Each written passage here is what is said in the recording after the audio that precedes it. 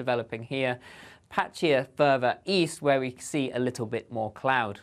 So into Sunday, cloudy across some eastern areas to start. The risk still of a few showers coming through from the North Sea. Best of the sunshine across the northwest, but even here we'll see the cloud move and bubble up as we go into the afternoon. Elsewhere across England and Wales, a lot of cloud into the afternoon, but there will be some bright or sunny spells. The southeast of England seeing the highest temperatures around 9 Celsius in any sunshine. So overall temperatures 7 to 9 Celsius around average for the time of year. Very little change as we go into next week. At the start of next week, high pressure holding on.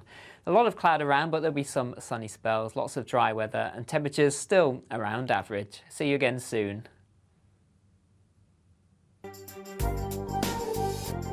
Join me, Camilla Tominey, at 9:30 on Sunday morning when I'll be asking Lord Frost, Boris Johnson's Brexit negotiator, whether Rishi Sunak can land a deal on Northern Ireland that keeps the Brexiteers happy. I'll also be speaking to the DUP's Sammy Wilson about the Unionists' demands. John Bolton, the former US National Security Advisor under Donald Trump, joins me to discuss the first anniversary of the war in Ukraine, along with Alexei Goncharenko, the mayor of Odessa. All that and more at 9:30 on Sunday.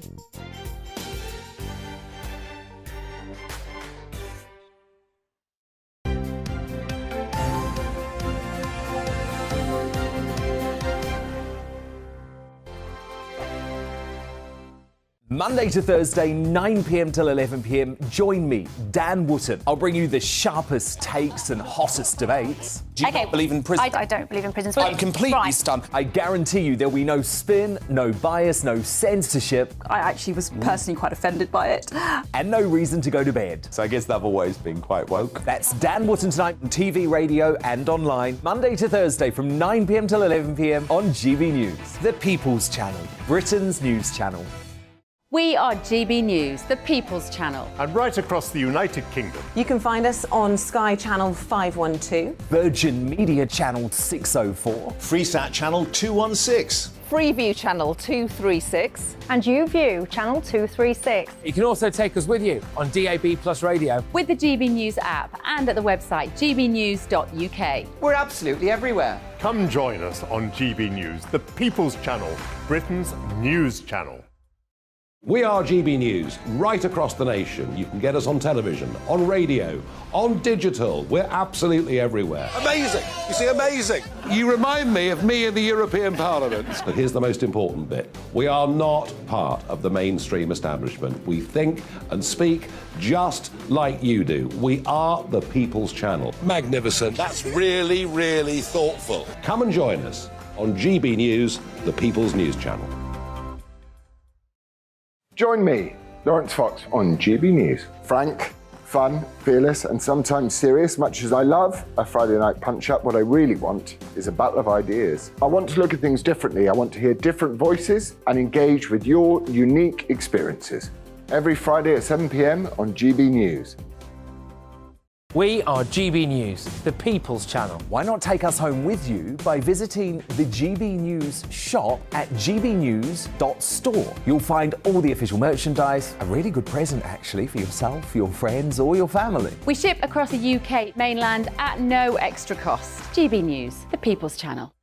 Join me, Patrick Christie's, Monday to Friday, 3 till 6. We tackle the day's news agenda like you've never seen before. It's high tempo, high octane, the most controversial topics and the best guests. You will not be able to take your eyes and ears off it. I'm not afraid to ask the questions that you really want answered. 3 till 6 p.m, Monday to Friday on GB News, the People's Channel, Britain's news channel.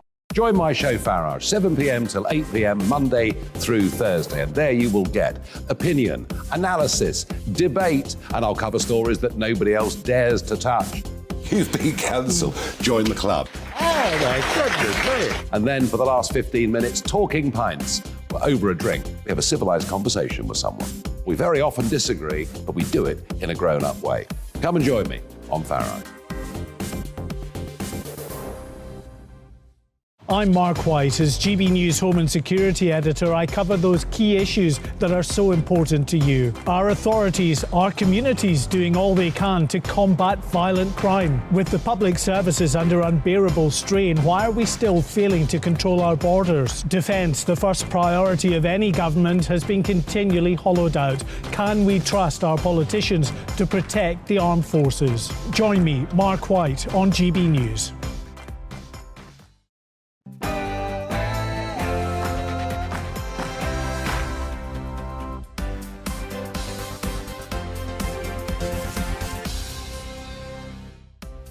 Good morning and welcome to Saturday Morning with Esther and Phil here on GB News. We've got lots coming up for you this morning.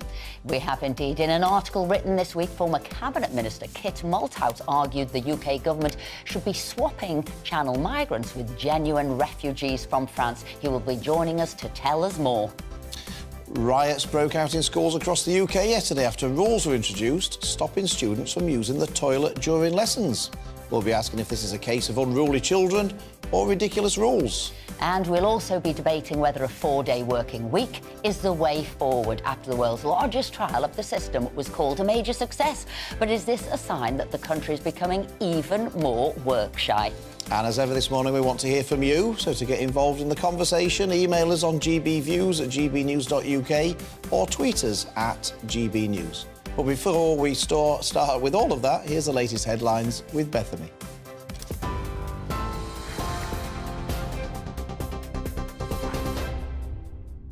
Esther and Philip, thank you. Good morning. It's 1 minute past 10. I'm Bethany Elsey with your top stories from the GB newsroom. Ukraine's president says he plans to meet China's Xi Jinping after Beijing yesterday set out a peace plan for the war between Ukraine and Russia. Volodymyr Zelensky didn't say when the meeting might happen, but told a news conference in Kyiv that it would be beneficial for both countries and for security around the world. But US President Joe Biden told ABC News the proposal only benefits Russia. President Zelensky says he wants to believe that China is not siding with Russia. It's correct to think that if there are already thoughts that somehow correspond to respect for international law, territorial integrity and some security issues, I believe we should use this and work with China on this matter. Why not? I want to believe that China will be on the side of a fair peace, which means on our side. This is very important to me. I really want to believe that China will not supply weapons to Russia. The Prime Minister has vowed to keep working towards securing a post-Brexit trade deal after an in-person meeting with the European Commissioner has been called off. After having positive discussions with Rishi Sunak yesterday, Ursula von der Leyen was due to meet the PM and the King this weekend, but it's now confirmed she won't be coming to the UK after all. However, Cabinet Ministers have reportedly been put on standby for a potential conference call over the weekend, with Tory MPs also being given a 3-line whip to attend Parliament on Monday. Number 10 says further talks on the Northern Ireland Protocol will take place within the coming days. The number of people who've been killed in the earthquakes that have hit Turkey and Syria has surpassed 50,000. The United Nations estimates the destruction has left 1.5 million people homeless, with 500,000 new homes needed. President Erdogan has pledged to rebuild homes within the year, but experts are warning authorities to put safety before speed, as some buildings that were designed to withstand tremors crumbled in this month's quakes. Detectives investigating the attempted murder of an officer in Omagh in County Tyrone have made a 5th arrest. Detective Chief Inspector John Caldwell remains in a critical condition after being shot outside a sports centre on Wednesday evening. Police in Northern Ireland say they're treating the incident as terrorist-related, with the new IRA being their main line of inquiry. Stormont says it's united in standing with the PSNI after the shooting. The Defence Secretary says he's confident the troubled £5.5 billion programme to build new army tanks has turned a corner. The project to build nearly 600 Ajax fighting vehicles has received severe criticism, having suffered severe delays and issues. After nearly 13 years, it's yet to have deployed a single tank. Ben Wallace says soldiers are already now being trained in how to use them and hopes they'll be active in the military within the next 2 years. Alongside these trials, they are being delivered into the army and making sure that the units that are destined to have them are starting their training. So there's sort of lots of different ranges of ready. There's ready to take them and start training troops. We've already started to do that. And then the next phases is how you teach them to fight in it and how we're going to do it. And then they eventually become operational or as we call sort of in-service, operationally operating capability. And we'll get there in the next few years, I think, in the operational capability. I think that the actual due date is somewhere in the mid-2020s. Thousands of displaced Ukrainians are being given the chance to go to the Eurovision Song Contest, which is being hosted in the UK. Around 3,000 tickets will be made available to Ukrainians who are currently living in the UK for the event in May. Liverpool has been chosen to host on behalf of Ukraine, who won last year's competition. As part of the UK's commitment to honour the 2022 winners, the government has announced £10 million in funding to help ensure the event truly showcases Ukrainian culture. You're up to date on GB News. We'll bring you more news as it happens. Now, though, it's back to Esther and Phil.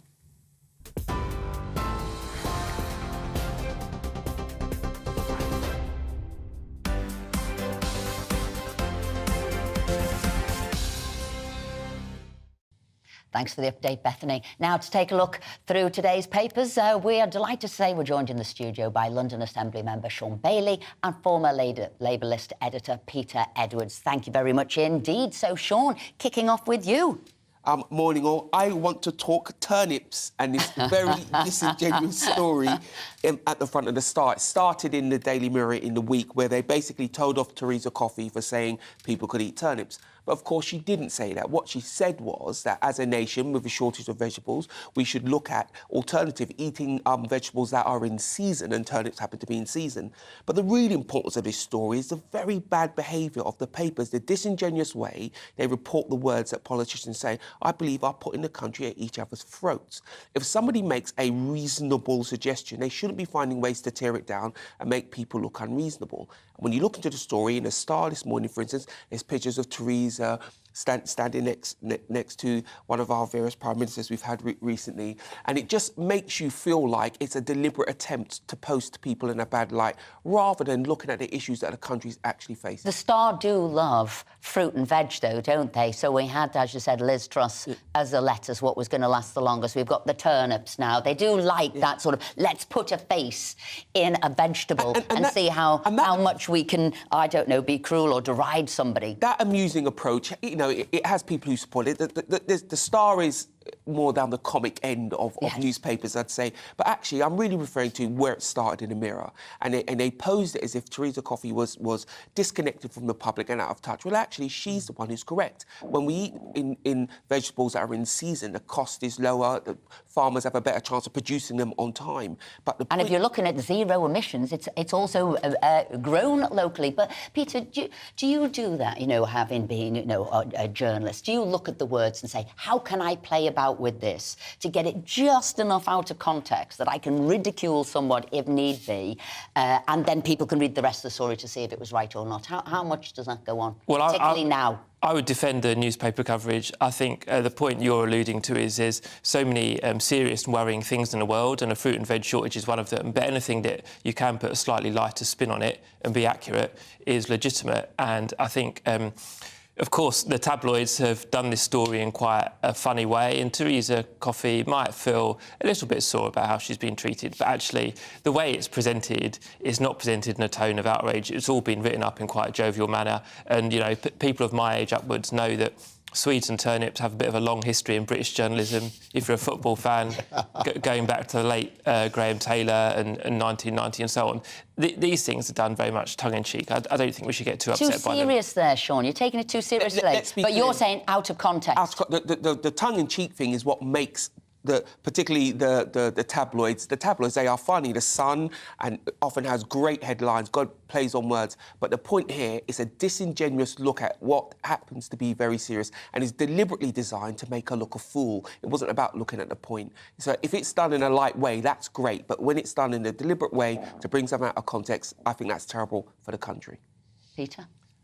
I don't think it's terrible for the country. Anyway, let's try and be a bit more cheery. It's Saturday morning, so I was very interested in Sir Rod... Be told, Sean, we're going to be more cheery. I'll try. Sir Rod Stewart honouring his pledge to pay for a day of hospital scans in Essex, where I'm from, incidentally. But what actually prompted this was about a month ago, Rod Stewart was on another TV station and joined a phone-in, just for ordinary folk, not for celebrities, joined a phone-in to complain about the state of the NHS. But rather than just complaining, he made a pledge on the day. Now he's honoured it. Turned up at Princess Alexandra Hospital in Essex yesterday. He did happen to be in a white limousine, so if anyone's getting a paper, do have a look at the photos, which are quite comic. But again, we're so used to perhaps being disappointed by some politicians or celebrities, people in the limelight, but he made a pledge about the crumbling state of the NHS.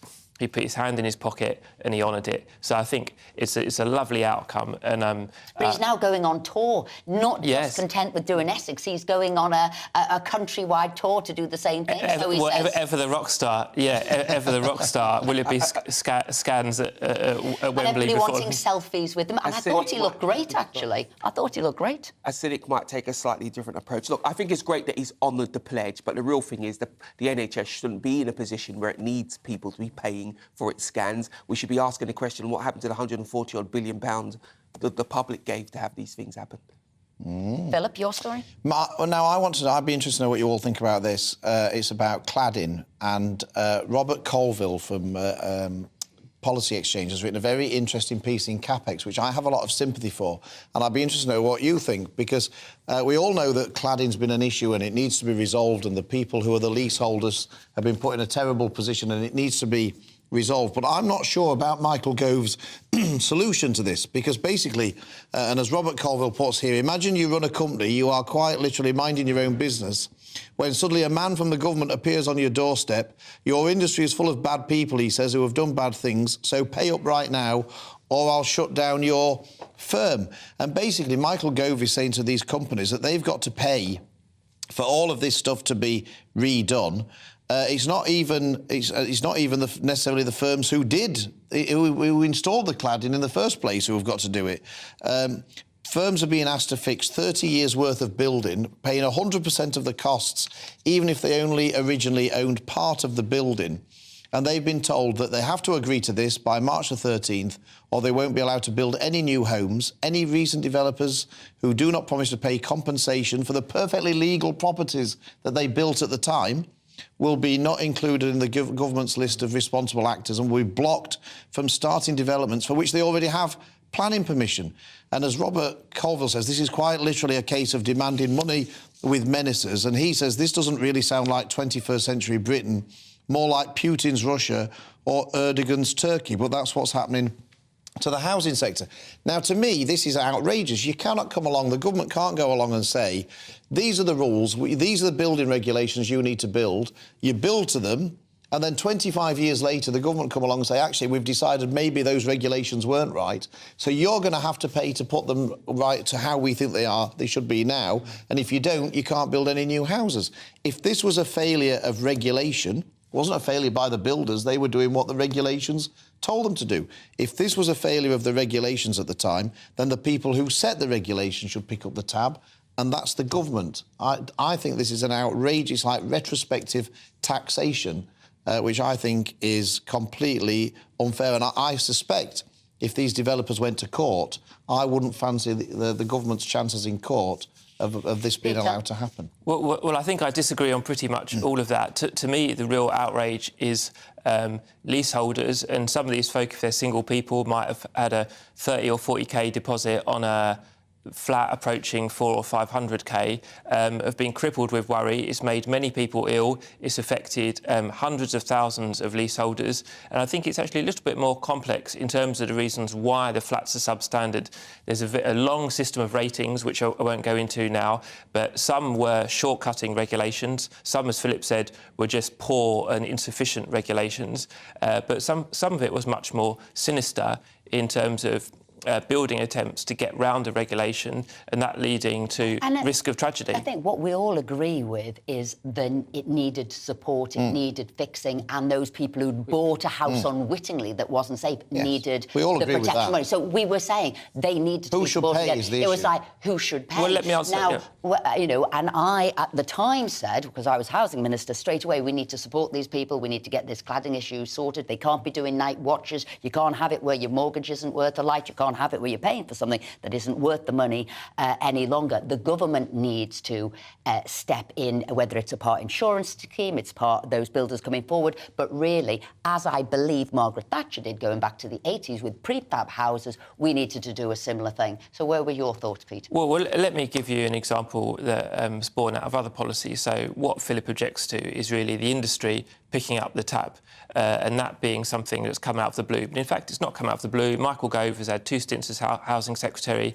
He's been warning of this. It was builders who weren't responsible. He's saying all of them are paying. And you remember, you can close a company, you can keep a company, you can move it on, you might not have been there. So it's apportioning the blame to those who had it or sharing it in one way or another. Where the problem lies, the first point is obvious.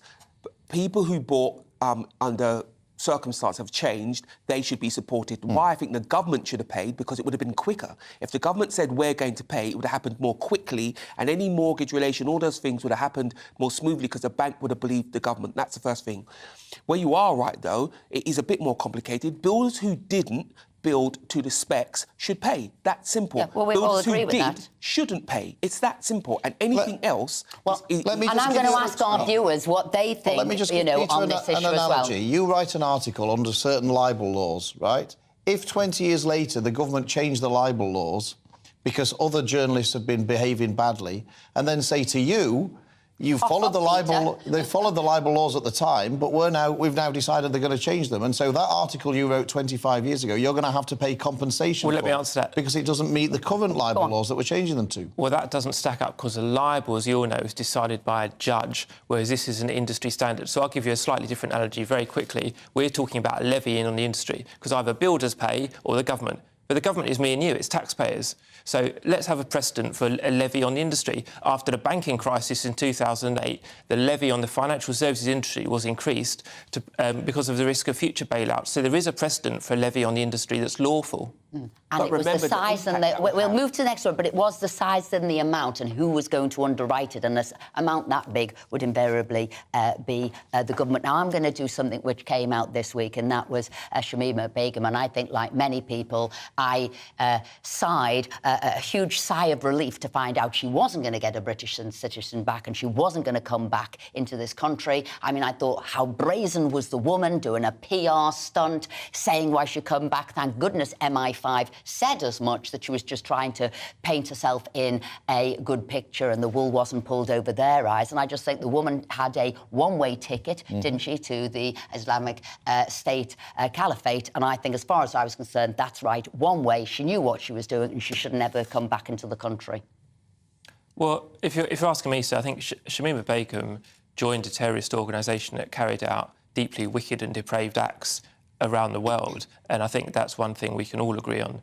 But she was also trafficked from East London as a child, and I think it's important to bear in mind children can't give consent to lots of things, and children can be brainwashed or groomed, whatever you want to call it. Of course, we don't know the full story, and I do understand that security services have information they can't put in the public domain, so it's very difficult for us to give a final view. But I'd maybe just end with a question, which is, Shamima Begum has been stripped of her UK citizenship on the basis she's got Bangladeshi grandparents. But why have we not done that with Irish Republican terrorists or white neo-Nazis? Why have we picked out one person for this? Well, we did it with Jihadi John. He got picked out. I think the thing for me, which means Begum, I'm sorry that it's come to this point because she was 15 years old. But somebody pointed out to me, a woman I spoke to about this on a train, she pointed out to me she was supportive of the Manchester bombings. She said it was tit for tat, it was OK. And if she was a child when this all happened, I accept that. But right here, right now, she's not. And she seems to be less than repentant by saying she supported the Manchester bombing. But that completely misses a point. People don't lose their legal rights because they have nasty views, do they? That is a nasty view, of course. Her course of action was such that she didn't want to be associated with our country anymore. She was going to bring harm to our country. She went to a place to do terrorist attacks. Some of the atrocities that she did were unbelievable, if we're to believe it. Whether she was stitching people into suicide bombs, whether she was herself grooming other people to come out and to take on those acts. You're quite right, we don't know everything, but I think the fact that MI5 and the government have said, you know what, this isn't somebody who should come back to our shores, I'm on their side. Let's put her on trial. But you're saying bring her back and put her on trial here. That's what you're saying. Let's bring her back, put her on trial here. I accept your point. People don't lose their legal status for horrible views. But if you're the security services, those views pose a risk. So you would come down on the side of keeping her out of the country. Right, but we ended on a low note there. Has anybody got anything fun?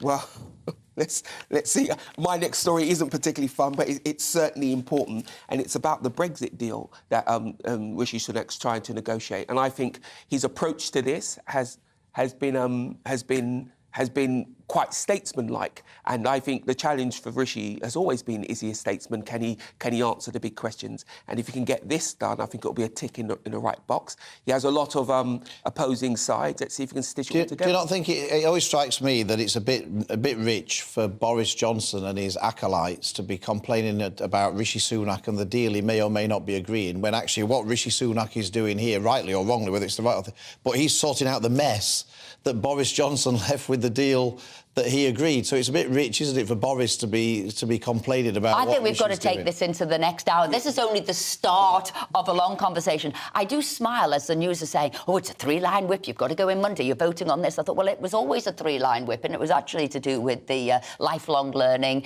education bill. But we will see. But we haven't had our call from whips yet saying what's going to happen on Monday. Stay with us, Peter. Fantastic. Stay with us, Sean. We'll see you at 11 o'clock. Now, coming up, MP Kit Malthouse wrote an article this week that has argued the UK government should be swapping channel migrants with genuine refugees from France. He'll be joining us after the break to tell us more, so stay with us.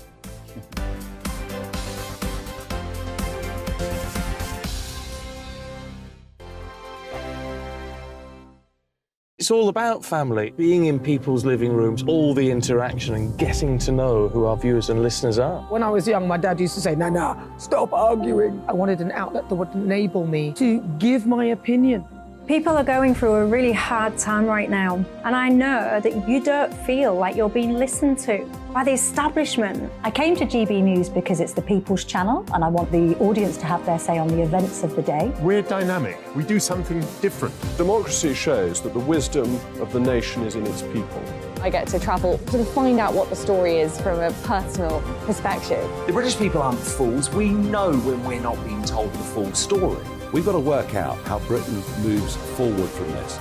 It's the best country in the world. The establishment had their chance. Now we're here to represent your views. Britain's watching. Britain's watching. Britain's watching.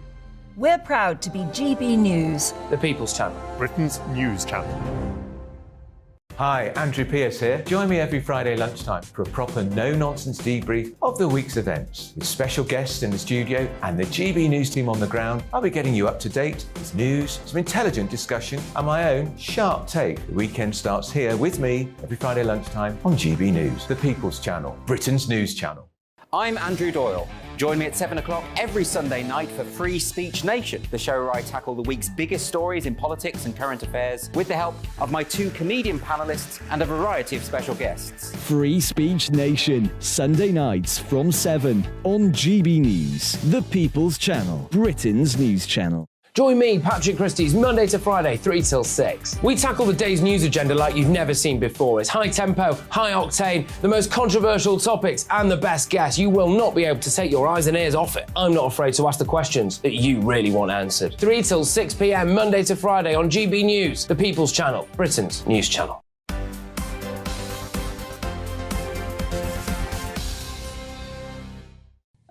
Welcome back. It's 10:23. Now, in an article written this week, former Cabinet Minister Kit Malthouse argued that the UK government should be swapping channel migrants with genuine refugees from France, saying a deal of this nature would be mutually beneficial and provide a long-term solution to the small boat crisis. Well, we're delighted to say that Kit joins us now.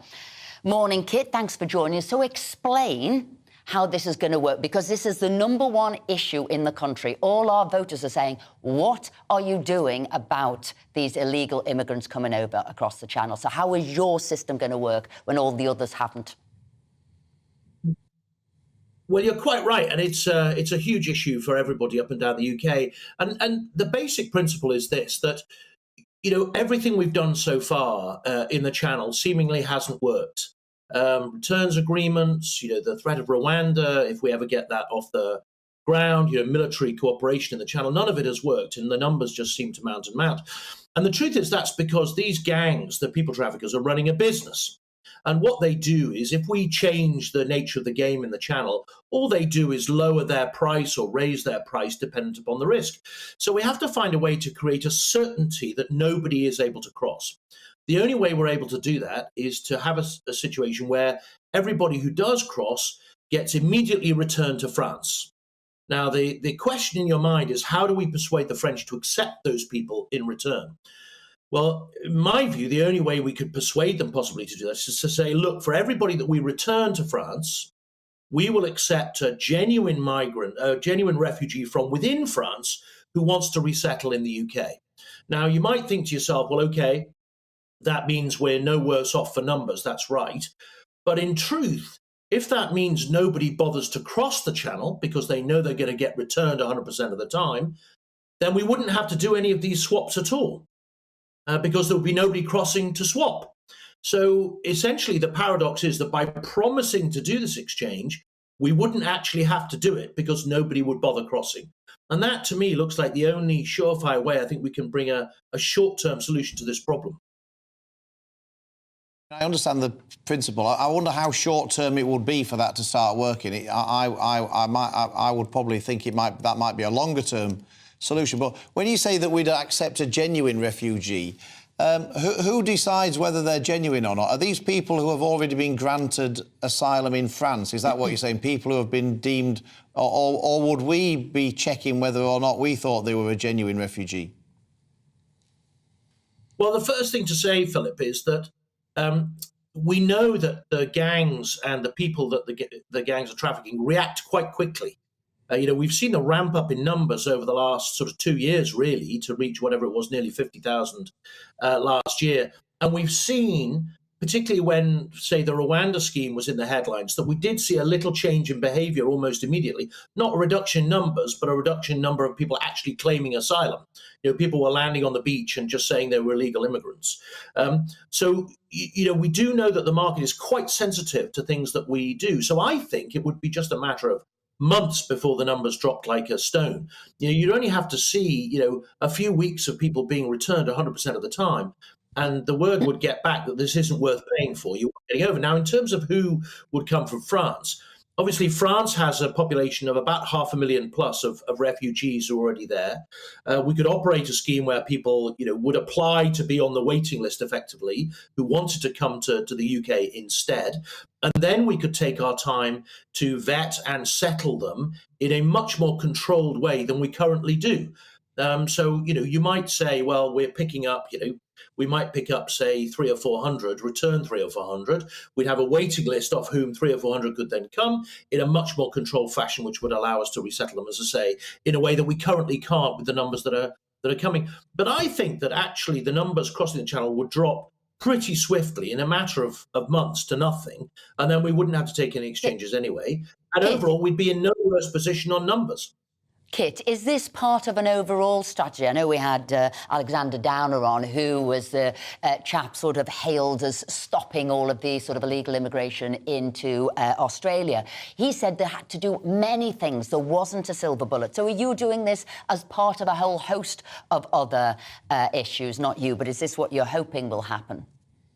Well, we can. I think this would be the cornerstone and the kind of the big solution. There's lots of work that can continue. The National Crime Agency doing its work as it does overseas on their trafficking gangs, all the rest of it. But we've looked at some of the work that we've done in the past. Say, for example, on drugs, and when you undertake what's called a pursue approach, which is the cops pursuing people, what happens is they take them out and they arrest them and they put them behind bars, but they're replaced pretty quickly.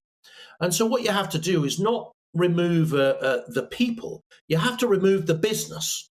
And the only way you can remove this business, I think, is to have this 100% returns. And we have an advantage, which is that quietly over the last few months, the advent of military primacy in the channel means that between us and the French, we are actually now intercepting over 95% of people who attempt to cross, either on the beach in France or in the water or on our own beaches. And so if we can get to a situation where the French will accept immediate returns in exchange for these refugees coming from within France, then I think within a matter of weeks, we would see a huge reduction in people even trying to cross, because it just wouldn't be worth it. Kit Malthouse, thank you very much indeed. We're going to bring this back to the studio to see if people think that this suggestion could be a possible solution to what's going on, because we've tried lots of things. And as he's saying, stop the business model, stop those traffickers. Yeah, well, at least Kit Morehouse is trying to suggest solutions, but to me it seems fraught with difficulty because trying to remove migrants immediately across the channel, well, I'd imagine that will be open to legal challenge, and then judging the number of asylum seekers as a game about volumes rather than looking at the individual cases of asylum seekers where their rights are enshrined under UN Charter, that seems enormously iffy. And then expanding France's role as a kind of European waiting room, I don't think the French will like that, especially when our cabinet ministers are kind of insulting the French every week in the media. He did say now that we've got a military operation in the waters. We are getting 95% of those crossing the channel. They know where they are, and then, as you say, but getting those agreements, I quite agree with you. Will France come on board? I have to agree with Peter that the France point in particular, if you're sat in France, you'd be, well, why would we take these people? Even if these people will eventually be gone, what are we going to do with them in the meantime? So I think France is unlikely to do that. But where I think Kit Malthouse is right, the pursue method is wrong. You need to change the nature of the business. And his attempt to address that is the first sort of real attempt I've heard to address that. But I go back to your concept, Esther, there will be more than one solution. There is no magic bullet. OK, thank you. Peter, do Labour actually really want to solve? Do they think there is a problem that needs solving here with a number of people coming over the channel as asylum seekers into the UK, or do they think that what's happening is perfectly reasonable? No, I think Labour certainly accept there's a problem, and I'm sure you've chatted to Yvette Cooper, the Shadow Home Secretary, about it. So I think one of the things Labour called for about a year ago now seems to be happening, which is closer cooperation with France. Because I think although we've got different perspectives, I think what we'd all agree is this isn't a problem that Britain can solve on its own. There's a patch of water, 2 countries either side, so we need to work together. Yeah. And I think we're doing that. Not that I hear, if I'm being brutally honest, many of the Labour MPs raising this as an issue. I always think they feel super sensitive and don't, and would look more for some sort of amnesty or open borders as they invariably have. So it'll be interesting to see what does go on there. But look, something else that got me all of a doodah this week. Pupils across the UK protested yesterday after new rules in schools said they could not use the toilet during lesson time.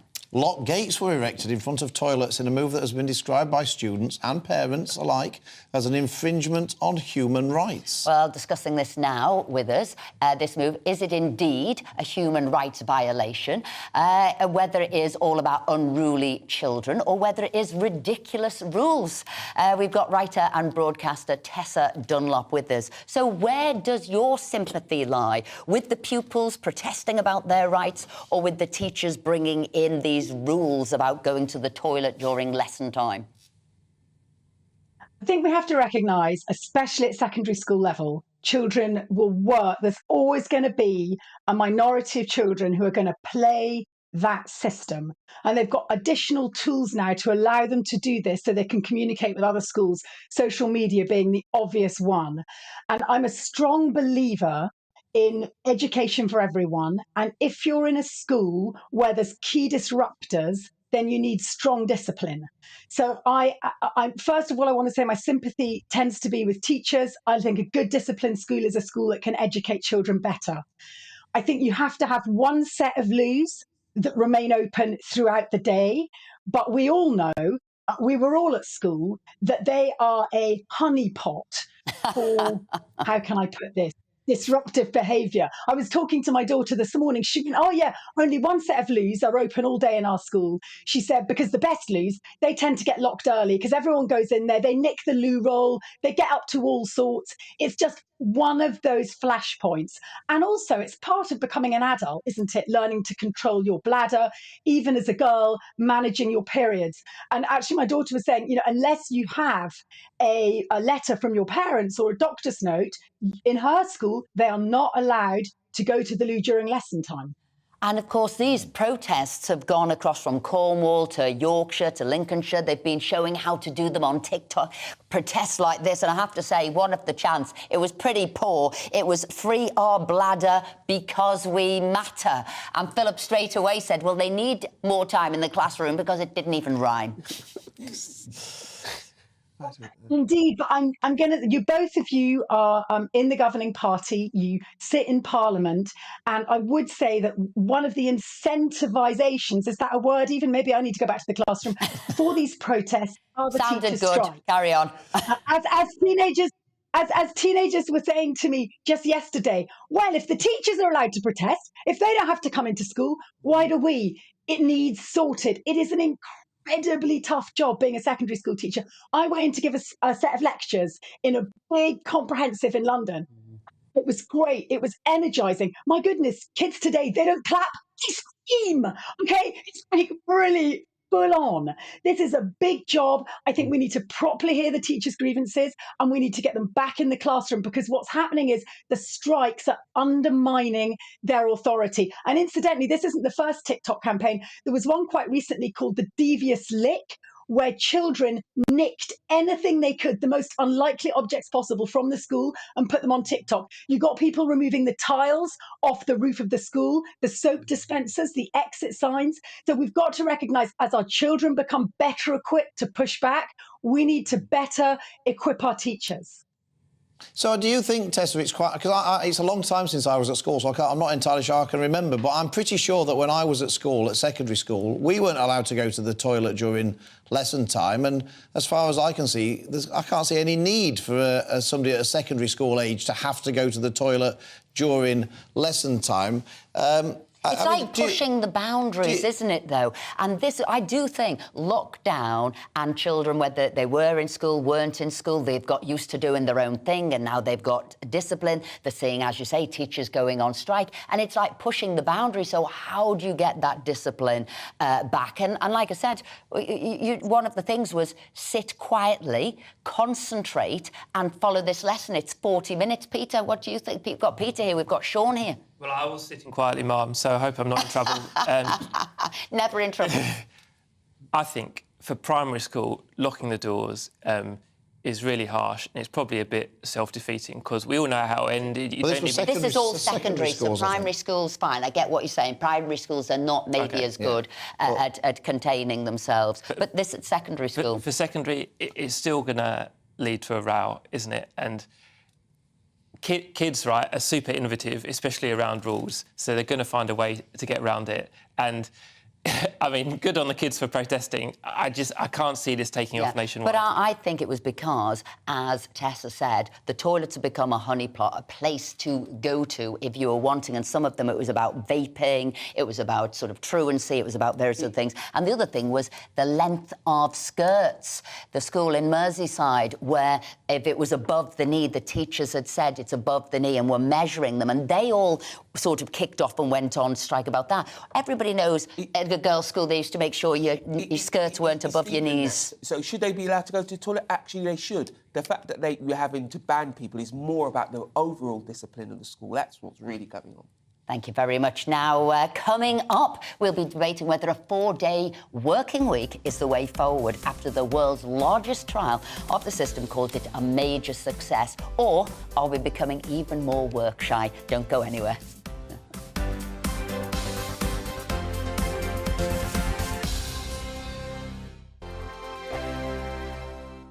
We are GB News, the People's Channel. And right across the United Kingdom. You can find us on Sky Channel 512, Virgin Media Channel 604, Freesat Channel 216, Freeview Channel 236, and YouView Channel 236. You can also take us with you on DAB+ radio, with the GB News app and at the website gbnews.uk. We're absolutely everywhere. Come join us on GB News, the People's Channel, Britain's news channel.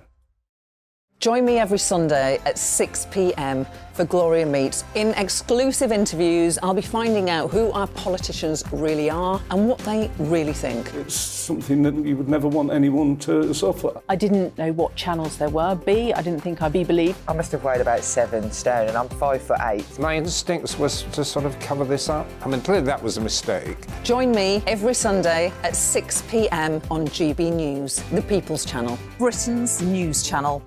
Monday to Thursday on GB News, it's Bev Turner Today from 10 a.m. We're going to be here for you, our GB News family, to keep you up to date, but also make you smile. The guy went from puberty to adultery. And I can't wait to bring a few of my own opinions. I have no time for cultural totalitarianism. We'll engage in passionate, but always polite debate, with your thoughts and opinions at the centre of it all. Only on GB News, the People's Channel, Britain's news channel.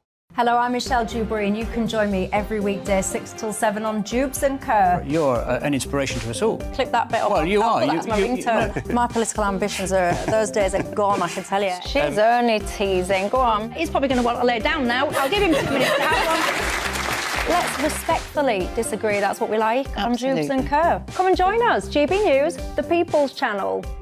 Michelle Dewberry, weekday evenings at 6 o'clock.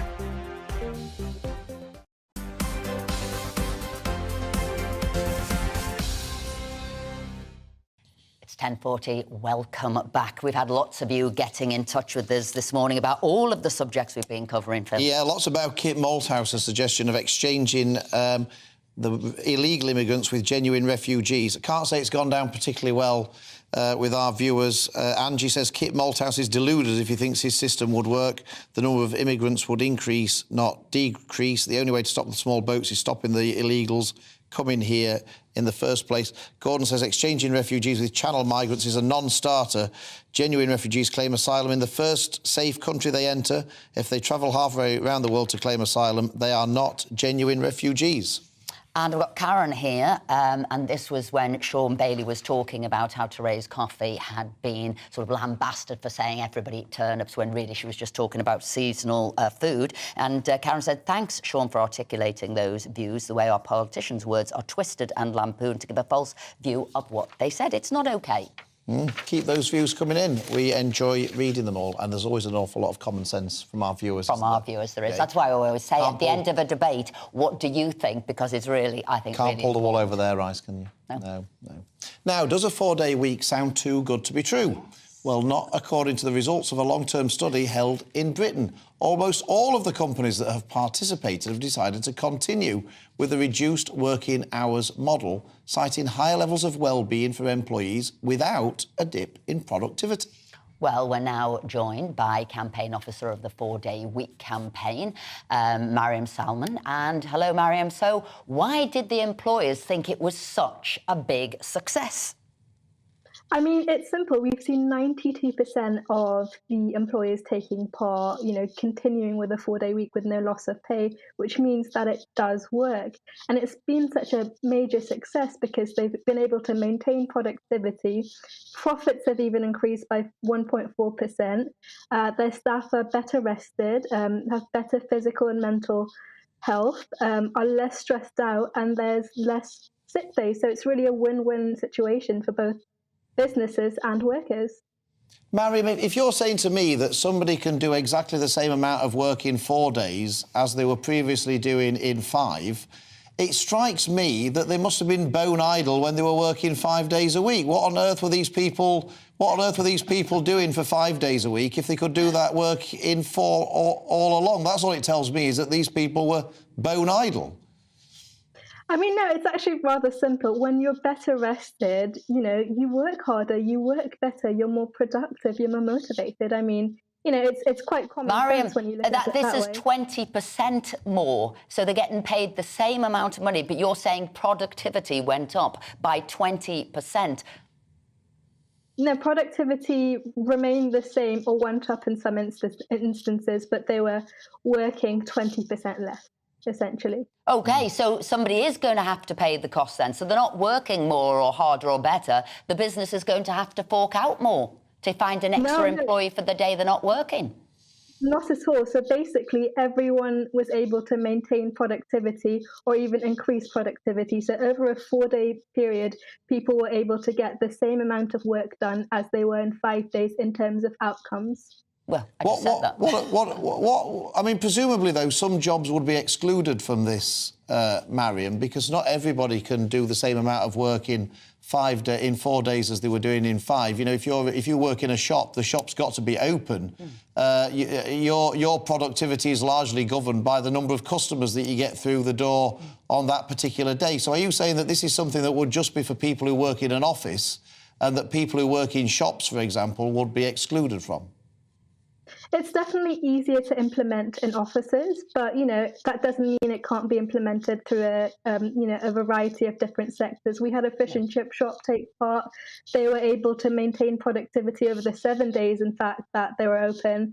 So, you know, I do understand it is more complex in different sectors, but that doesn't mean that it isn't possible. I'm going to go back to Philip's point, because this is dependent on who walks through the door. So unless you say to your customers you'll have to have the fish and chips on those 4 days, right, which you're not because you're saying it's staying open 7 days, you're going to have to bring in more staff to feed those customers who are coming in. So it doesn't work in sort of practical terms for other kinds of businesses, does it? No, but it does, because we've seen it being implemented in those sectors, and, you know, those companies have maintained productivity profits. So, you know, there is evidence that it does work. It's just about working smarter, being more strategic, figuring out, you know, when you're going to get more employees, when you're going to get when you're going to get more customers, when you're going to get less customers in through the door. So, you know, it is very much possible. We've seen it work. Well, now, I mean, Mariam, I mean, look, if the employer's happy and the employee's happy, who am I to stick my 4 penneth worth into that arrangement?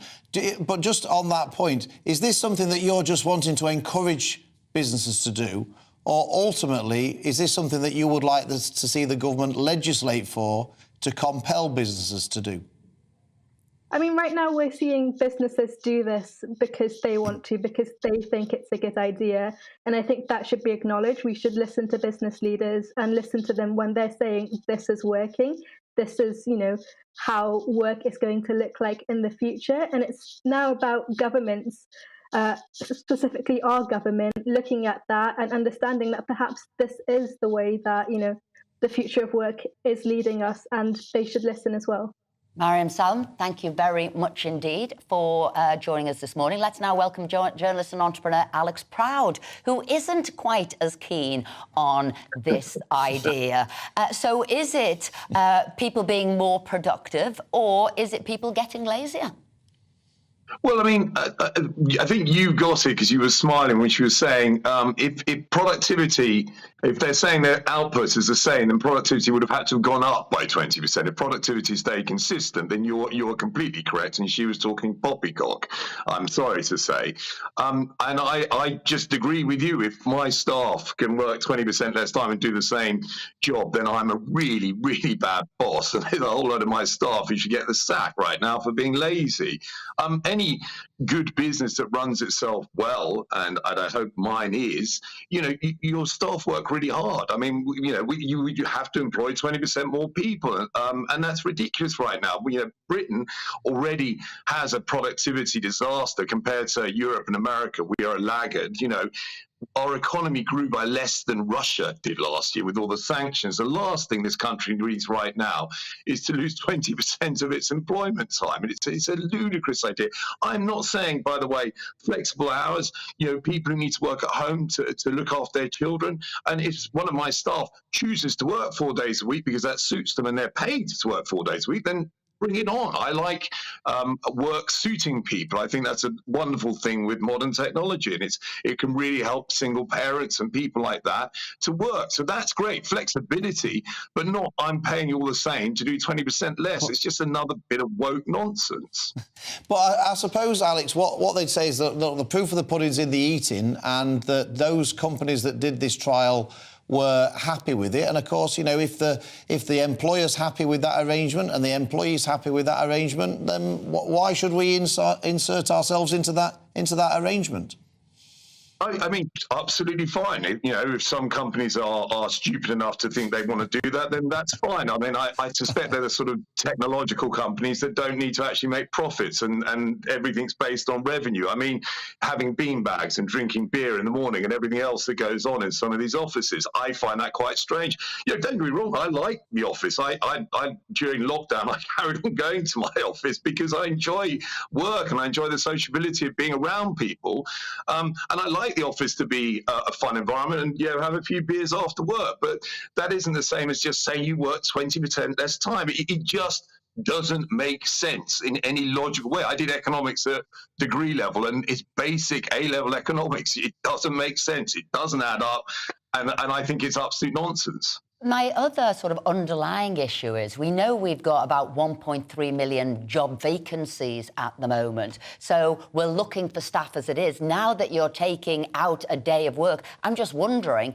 where will the extra people to do these jobs come from? Well, I mean, you're completely right. She was arguing somehow that productivity had gone up so much that was the answer, but she got her facts wrong. They haven't. I don't see this. I mean, I see that some companies may choose to do it in some sectors, like in technological sectors. Getting staff is so difficult. They have to have signing on bonuses and all that sort of. And maybe this will give them a competitive edge to work for them. And if that works for them, and that market is so tough in finding staff, then good luck to them. I feel sorry for them. Out of principle, I think I'd have a pretty significant issue with it, because essentially this is the same as giving all your staff a 20% pay rise. And most companies, bankruptcies are through the roof. And in our sector, hospitality, it's an incredibly difficult time. Something like 4 pubs a week are closing, 1 nightclub a month closes, restaurants are shutting all over the country. This is the last thing we need right now. Right now, we need the government to be helping us with VAT and helping us with business taxes and doing sensible reforms which the British economy needs. Alex Proud, thank you very much indeed for joining us this morning. Lively debate. It certainly was. Yeah. Now, a rugby player who sued an opponent over a revenge tackle has won a compensation case at the High Court. Dani Sanuka was left with a permanent spinal injury, resulting in her needing to use a wheelchair for the rest of her life. And her lawyers have said she should expect a payout of around £10 million. Joining us now is lawyer and broadcaster Andrew Eborn. Andrew, this is a really interesting case because obviously lots of people will think, well, on the sporting field, accidents happen, people put tackles in and you might get injured, and it was, one of the risks that you take when you play sport. But this is basically saying that, in effect, if you do something reckless or you go in and you want to hurt your opponent, you could be facing a multi-million-pound payout. Absolutely, and it is interesting that we're doing it today on Sunday when many people are on the playing fields, playing rugby, playing football. Oh, is it Saturday today? Pushing his time away. It's the 4-day week, that's what happened. It worked on that basis. No, but at least you're here. At least you're not having a day off. By the way, we did want to interview Mariam's boss, but because he was only doing a 4-day week, he couldn't come on and do it, so she got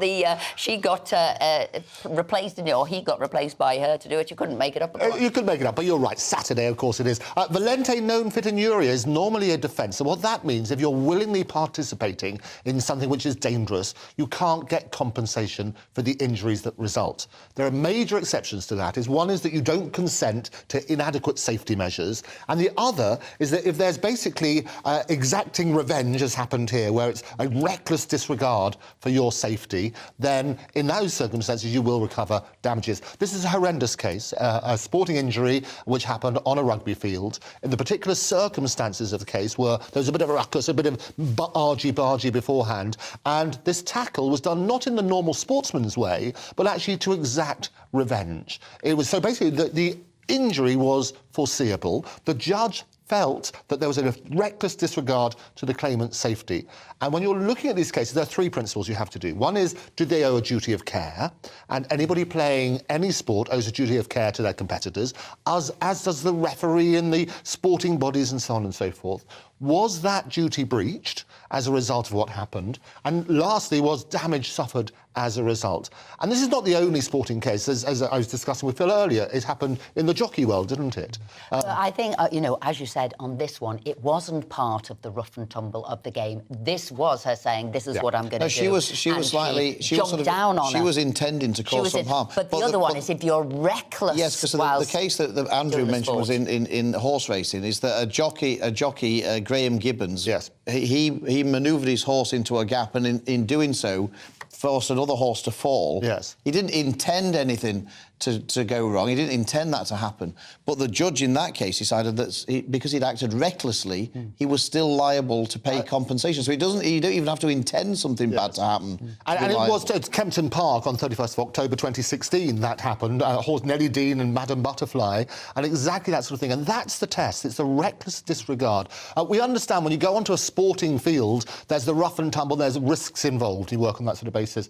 But when you're looking at the level of damages, just quickly on that, there are two aspects to it. One is the general damages, what they call pain, suffering, loss of amenity, and that's got a tariff. There's a tariff rates depending on the injury suffered. And the other is called special damages, when you're talking about these very, very high figures, and that's to do with the costs and financial loss, which is the cost of maybe if you have to adapt your home, you've got that sort of medical costs and so on and so forth, but also loss of earnings. And when you're looking at some of these major stars in the world of sport, they could be significant, which is why the level of damages are so high. Presumably, can sports people be insured in case that they are sued in these examples? So that was the worrying thing, as you'll know from the jockey world, is that they're worried that it will affect their ability to get insurance. Because if the risks get higher, and that's all that happens if you've got a judgment for millions, if the person can't pay because you haven't got insurance, it creates other sort of problems as well. And does this include criminal liability then? So if, for example, you're found to have to pay compensation to somebody,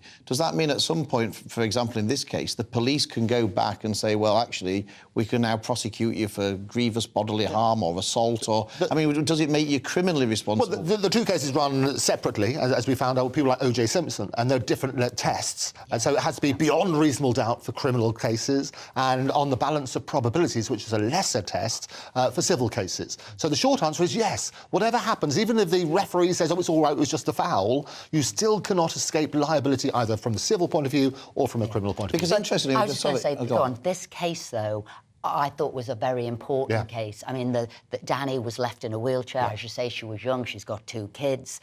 Person seemed to have done a deliberate act to her because she saw red, she saw mist, and she wanted to seek revenge. And so it was only right, because she could go forward and do this to somebody else. Absolutely. And it was significant damage that she did. Interestingly, in the case of the jockeys, at the time, obviously the stewards looked into the incident and found nothing, the jockey had done nothing wrong at the time. But it was reckless, and that's the point. Andrew Eborn, nearly called you Andy. That's the 20% off, isn't it? That's how it works. That's exactly right. Thank you very much indeed for giving us the latest lowdown on the law there. Anyway, that's it for the first hour, but we'll be back very soon when we'll be joined by Angela Levin for all the royal round of what's been going on of late with Prince Harry.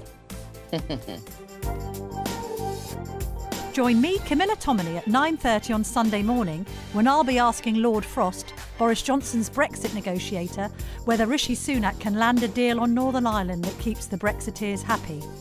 I'll also be speaking to the DUP's Sammy Wilson about the Unionists' demands. John Bolton, the former US National Security Advisor under Donald Trump, joins me to discuss the first anniversary of the war in Ukraine, along with Alexei Goncharenko, the mayor of Odessa. All that and more at 9:30 on Sunday.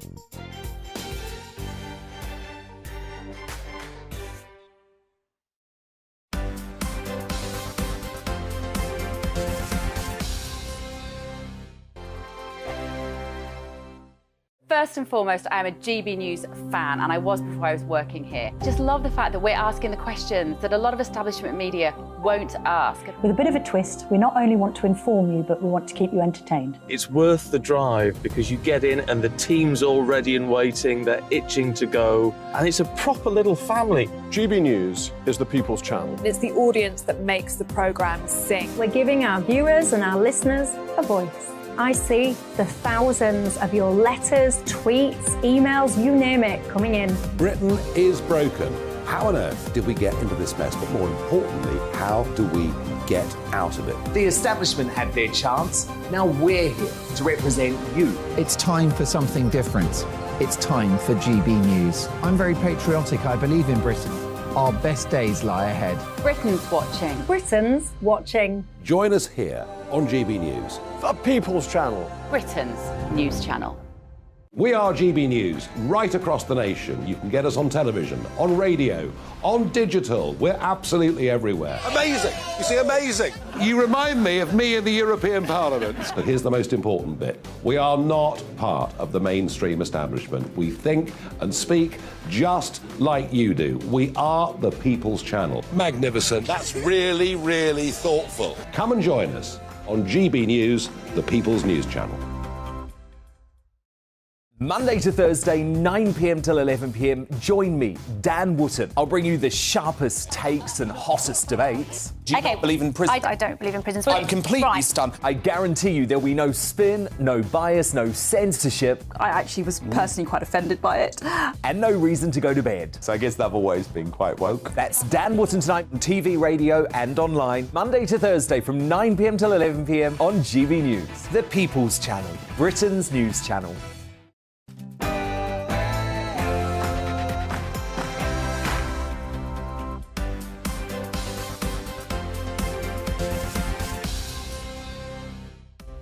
Welcome back to the show. Coming up this hour. Yes, something that's really got me going this week. Another thing. Yet another thing.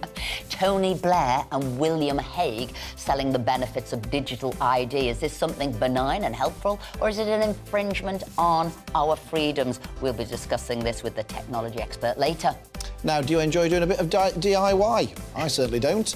But we'll be You couldn't even say DIY, you hate it that much. I know, I've got such an aversion to it. We'll be meeting a man later who certainly does, and who beat the cost of living crisis by saving £35,000 by building his own extension, learning how to do it from YouTube tutorials. And we'll be having Angela Levin on the show to catch up on the royal sagas now that Harry is demanding an apology from Charles and William to come to the coronation. As ever, we want to keep hearing from you, so to get involved, email us on gbviews@gbnews.uk or tweet us at gbnews. But before we start with all of that, here's the latest headlines with Bethany.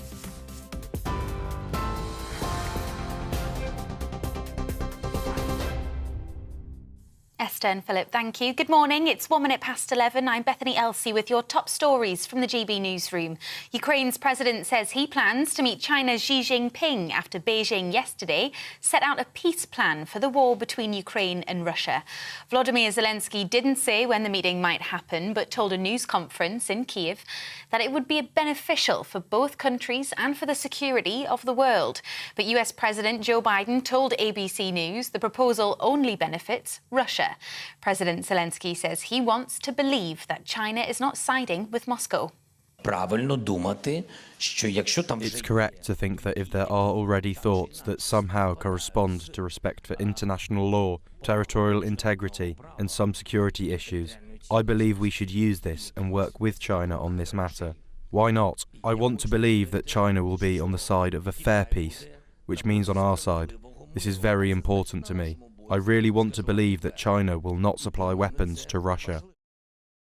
The Prime Minister has vowed to keep working towards securing a post-Brexit trade deal after an in-person meeting with the European Commissioner has been called off.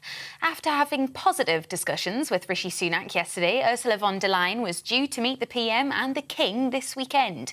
But it's now confirmed she won't be coming to the UK after all. However, Cabinet Ministers have reportedly been put on standby for a potential conference call over the weekend, with Tory MPs also being given a 3-line whip to attend Parliament on Monday.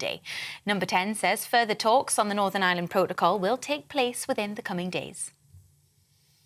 The number of people who've been killed in the earthquakes that have hit Turkey and Syria has surpassed 50,000. The United Nations estimates the destruction has left 1.5 million people homeless, with 500,000 new homes needed. President Erdogan has pledged to rebuild homes within the year, but experts are warning authorities to put safety before speed, as some buildings that were designed to withstand tremors crumbled in this month's quakes. A 3.7 magnitude earthquake was felt in South Wales last night. The British Geological Survey says it hit Bryn Mawr near Crickhowell just before midnight, with the tremor felt as far away as Cardiff. Residents on social media have described being woken up to their whole house shaking for a short time. Detectives investigating the attempted murder of an officer in Omagh in County Tyrone have made a 5th arrest. Detective Chief Inspector John Caldwell remains in a critical condition after being shot outside a sports centre on Wednesday evening. Police in Northern Ireland say they're treating the incident as terror-related, with the new IRA being their main line of inquiry.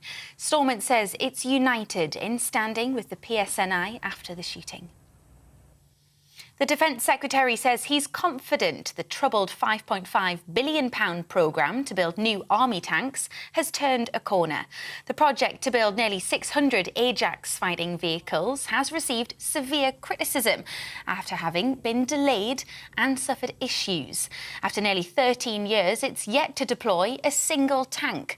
Ben Wallace says soldiers are already being trained in how to use them and hopes they'll be active in the military within the next 2 years. Well, when I took over as Secretary of Defence 3.5 years ago, this was a troubled programme. It started its life in March 2010, and I was determined that we were either going to fix this or have to find alternatives. And so we put a lot of effort into it. We worked with General Dynamics, the prime contractor, and with the Army. And, you know, I think after its user trials that it completed at Christmas time, you know, it started to turn a corner. Thousands of displaced Ukrainians are being given the chance to go to the Eurovision Song Contest in May. Around 3,000 tickets will be made available to Ukrainians who are currently living in the country. Liverpool has been chosen to host on behalf of Ukraine, who won last year's competition. The government has announced £10 million in funding to make sure the show showcases Ukrainian culture. You're up to date on GB News. I'll bring you more news as it happens. Now, though, it's back to Esther and Philip.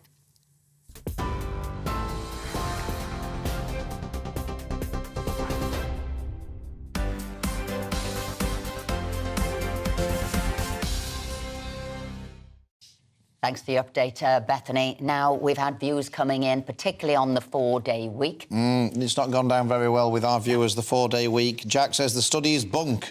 If you look at the list of these companies, they're all activist charities and minor firms in the orbit of the public sector. They didn't actually produce any value before, so any increase in so-called productivity is meaningless. Sylvia says, surely if you only work 4 days, then you should only be paid for 4 days. If all of a sudden you can get all your work done in 4 days rather than 5 days, then there's something wrong. And I like this one from Alison. She said, I've worked 4 days a week for years as a nurse. You have less options per shift, e.g. if 4 people are rostered and it's busy sickness, you have to get along with it, working 13-hour shifts. But you see, this, what was it, this 4-day trial that they did, you were doing the same hours and getting the same pay. What you're talking about makes sense to me. If you're only doing 4 days, you'd have to do more hours, which you were doing as a nurse. And then on your 3 days off, Alison, you said you were badgered to do extra work as well. But this 4-day trial wasn't about that. They said you were getting the same money for doing less hours, just a 4-day week. And that's what people said, it doesn't work. And Peter says, once again, Philip is correct. Not many people say that, Peter, so I'm going to read that out. If productivity is the same working 4 days per week as it was in 5, then people must have been bone idle on the other day. Productivity in the UK is the worst in the developed world, and this is another example of pandering to young idle workers. These companies will ultimately go bankrupt. Not much support for a 4-day working week there. And also confusion. Is it more hours over the day so it isn't less time and more time at home? Anyway, we've got still with us, going through the papers, London Assembly member Sean Bailey and former Labour List editor Peter Edwards. We'll start with you this time, Peter. OK, well, we had Keir Starmer's big reveal this week, 5 pledges he announced. Why is it 5 rather than 3 or 10? Well, of course, it all goes back to the credit... Of course, Rishi did 5. Well, no, it goes back 25 years to Tony Blair, but in reality, it goes back to the presentation of it. You can't get more than 5 on a little credit card-style bit of paper, can you? Now, Andrew Neil, who I think is a fantastic broadcaster and very even-handed, has written an eviscerating column of Keir Starmer, and I don't think he's got it right at all, because he's saying Keir Starmer's 5 pledges are too bland, even though they covered great swathes of public life from NHS to the economy. And I think Andrew Neil's written this, a very critical piece about the apparent blandness, as if Keir Starmer were Prime Minister now. But of course, we're coming up to election campaign, Labour aren't complacent, but also it ignores the political realities of being in opposition, which is you give a taster of what you might do. If you churn out thousands and thousands of words, the good ideas will be nicked, as Ed Miliband found, and the bad ideas will be derided, as Ed Miliband also found. His article was saying even if the direction is set and even if Labour win the next election, so he was even-handed. He said Keir Starmer is no Tony Blair. He isn't dynamic. It was dull. He is dull. So don't expect a landslide because he just hasn't got that charisma. Well, I'm not sure that's necessary. And if you cast our mind back, and this was kind of my political formative years when the Labour government got elected last time around, although we criticised John Major's regime and it was very much exhausted, there was a relatively benign economic inheritance from when Ken Clarke was Chancellor. There was money to spend, and Labour actually committed to sticking to Tory spending plans. So although there was money to spend, they were very cautious. We're in totally different territory now, where there's been several prime ministers, a loss of faith, Brexit, and COVID, and we're fundamentally poorer. And again, although we disagree a lot, you are both right to pick out the productivity crisis, which has been hitting us for a decade or so. And, And that's why the lockdown has had such a big issue. And my thing, and sadly, Keir was locked down longer, harder, and we would have been there forever. What were your points? Well, the point was, what Andrew Neil's saying, actually, here, Peter, is saying 2 things. One is that out of his 5 missions, 2 of them are stupid, which is about having greater growth in the G7 than the other countries in the world. As he said, we don't know what the other countries in the world are going to do, and they may go for growth and get inflation going. Are we saying that we're going to follow them and follow that tactic? Targets focus the mind. And also the second one, which is removing all fossil fuels from Britain's electricity generation by 2030, which he said is completely idiotic and unachievable. And the other 3, he says, are just completely they're just platitudes, which is we all want a better NHS. Making the NHS fit for the future, safer streets and more meritocracy and in raising education standards. Well, which politician doesn't believe in improving the NHS and raising education standards? It's a completely meaningless thing. It doesn't say what you're going to do. If he says you're going to have safer streets and so to do so we're going to send more criminals to prison and not let them out early, that's one thing. But just saying we want safer streets, I mean, that's just completely... But Peter's point, which is, why would you in opposition give all the sort of... don't say anything then. Why say something when you've got nothing to say? Oh, but Philip, I know you want to bring in Sean, but Philip, obviously, you're a member of Parliament. You know how things work. And, Ed Miliband was leader of the opposition. He had a 10-point poll lead for many years and still lost. And the so-called bad ideas, like the energy price freeze, it was attacked mercilessly by the Tories, and other things like incentives to support the living wage were ultimately picked up. And for whoever is a leader of the opposition, you're either called a crazed ideologue from the left or the right, or you're if you say less than that, you're called vague, vacuous and bland. Is safe. That's what you're saying. Bland is safe for him at the moment in opposition. The problem that Keir Starmer has, the more he speaks, the less he's liked. And the difference between then and 1997 is that people want to know. There's no doubt in anybody's mind that this government's tired and has to do something differently, but we want to hear what that difference is. And if Keir Starmer can't do that, then he will lose. And these things here are either full of platitudes with no details or people don't actually agree with. And if he doesn't say how, people feel like he's trying to calm them. It's interesting that, because Keir Starmer is falling behind sort of the polls for Labour. He actually seems to be the one who's a drag on the votes, whether it's with voters who voted for them in 29 and older people and women. Because people want to hear how. You may have loved Corbyn, you may have hated Corbyn, but he told you what he was going to do. Keir Starmer is talking without actually saying anything, and people dislike that. Phil? Yeah, look, I've got a lighter story here from the Times from today in the weekend section, and it's this is a problem that Esther's never had. It says, "My husband used to be hot. If I met my partner now, would I fancy him?" And I thought it was an interesting question about these people have been married 22 years, and they're saying, "I just wondered now, you know, when I met him, he looked like this, he was, you know, all the rest of it. Now, 22 years later, he looks like this." If I met him for the first time today, would I still want to be with him? I thought it was an interesting question. But you got around this by... Only meeting you later in life. I never saw you as body beautiful when you were 19. I never was body beautiful, but of course, by meeting me, who was never hot, you don't have to worry about this dilemma. And now this is a definite male-female thing. He's always hot. And at the night time, I get the duvet. He's double kicking it to me. It's not. This is the only time he's hot is in bed with the duvet situation, which I get double duvet. Well, I'm going to... Did the viewers... Does anybody else? Did the viewers... Sean, you're giggling the way that you know this is true. Did the viewers hear that? Esther just said, "I'm hot in bed." I just want that noting for posterity. It was said live on TV. Peter doesn't know what to say. His jaw has dropped. No, what I would say is I've never shared a duvet with Philip, but Philip is not arrogant. When I first met Philip 10 years ago, he said to me and the politician I was with, he said, "Oh, I'll never be a minister," and he's right. 10 years on. No, indeed. I always used to say the one thing that me and David Cameron agreed about is that I shouldn't be a minister. So you're consistent. To be fair, he was asked, but he turned things I've been down. married 17 years, and I still think my wife's hot. So I'm hoping she thinks I'm hot. Well I'm hoping I think she. But look, a lot of the time, the longer you're married, I think you replace that sort of physical nonsense with deeper meaning and understanding, and that's hot in and of itself. My wife is much hotter now than the day I met her, and believe you me. Hang on. You're going to be... Philip is sizzling, he's so hot. You're going to be in good books, aren't you, later? Peter, you never reveal much about your relationship. Is your other half hot still? Was he hot? Is she hot? Whatever, what? Well, I'm separated, so it's probably best we leave it there. Too much politics. Well, look, I'm going to moving quickly on to potholes, which I feel I've just gone down one. I was looking at end the pothole plague, and I totally agree. Biggest issue, car owners, where they hit a pothole and it's damage to the car, how bad the roads are, what needs to be done. It seems that people are paying a huge amount on road tax revenue. People are paying a huge amount through sort of fuel sales taxes, and actually it's not put onto the potholes and the roads. And I'd say that is the #1 issue people should be doing.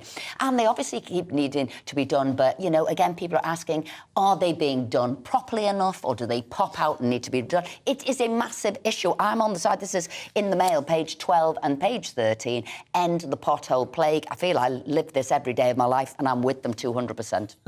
Well, I drive occasionally, so I'm in favour of repairing potholes. But it goes to the bigger question, what do we do with our tax? I've always wanted, when we get your tax bill, it should tell us, as a nation, what we roughly spend our money on. 12% on the NHS, 5% on this. And then you'd see where your money goes. Because, of course, if you're the Chancellor, you wouldn't want anybody telling you where to spend the money. All these road taxes are all going on cycle lanes. Well, they've got no money for potholes. Put it this way, and if they should, this is another one. Of course, people who are on bikes now with all the new roads, they need to start paying road tax, don't they? Sean, your story? But they damage the road less, they'll tell you. Yeah, but they still... Well, then you may pay slightly less then. It's that simple. But you don't get away without paying something towards the roads. Well, we'll see. Getting road tax out of cyclists, good luck with that. Before we move on, no one has mentioned the word austerity in this conversation, and I don't want to be boring and be party political about everything, but there's a direct... free, we don't mind. There's a direct link between austerity and potholes, and the government, instead of spending money on fixing the roads, has let the roads go to rack and ruin in some parts of the nation, but then drivers damage their cars. I'm a driver, and the drivers pick up the tab themselves for damaged hubcaps and everything else. Well, it's controversial because some people are saying they're not. Local councils aren't using the money that's coming their way. Other people say they are. Government has given money. It's going to give $5 billion up to 2025, but it needs to give more. Sean, quick, your story. My story is about the Queen Consort and her comments on reframing Roald Dahl and editing the books out. Yes. And I think it's an important intervention. It's a subtle one, but it's led to a change. The publisher has now decided not to do that. Well, OK. But the point is important. This idea that that we must have a mono way of thinking, you know, we must rewrite history to match today's standards, I think is wrong, because what made this country great was the fact that you could have debates, you could have a different point of view, and you weren't rubbished for it. And this is a small but important step in making people realise we must have a more nuanced public. You can't say that this book was written by Roald Dahl if you've rewritten it, can you? Exactly, it wasn't written by an actress. Exactly. Yeah. And works of art are a product of their time, if we've got time to talk about this briefly. You know, and they also describe things that we find shocking and unpleasant. Yeah. You know, the most obvious example I can think of is Othello. There's plenty of language in there that we wouldn't use in our workplace or in our supermarket. And, you know, as a Christian, there's lots of things described in the Bible that are very shocking to read and not all about peace, love and forgiveness. But we have to expose ourselves to texts of different kind, because if you're not, the alternative, I'm afraid, is censorship. We've ended on a moment of consensus. I love it. Peter, you'll now come back. Have you on again. Thank you very much indeed. Sean Bailey, you too. Thank you both. Now, a protest and counter-protest is currently taking place outside of the Beresford Hotel in Newquay, which is housing asylum seekers. Joining us now from Newquay is GB News South West reporter Jeff Moody. What's happening, Jeff? Well, there's no sign of any unrest or violence at the moment. That, of course, is the big fear. But the main protest hasn't begun. The anti-refugee protest should be coming along this road outside the Beresford Hotel here in Newquay any moment now.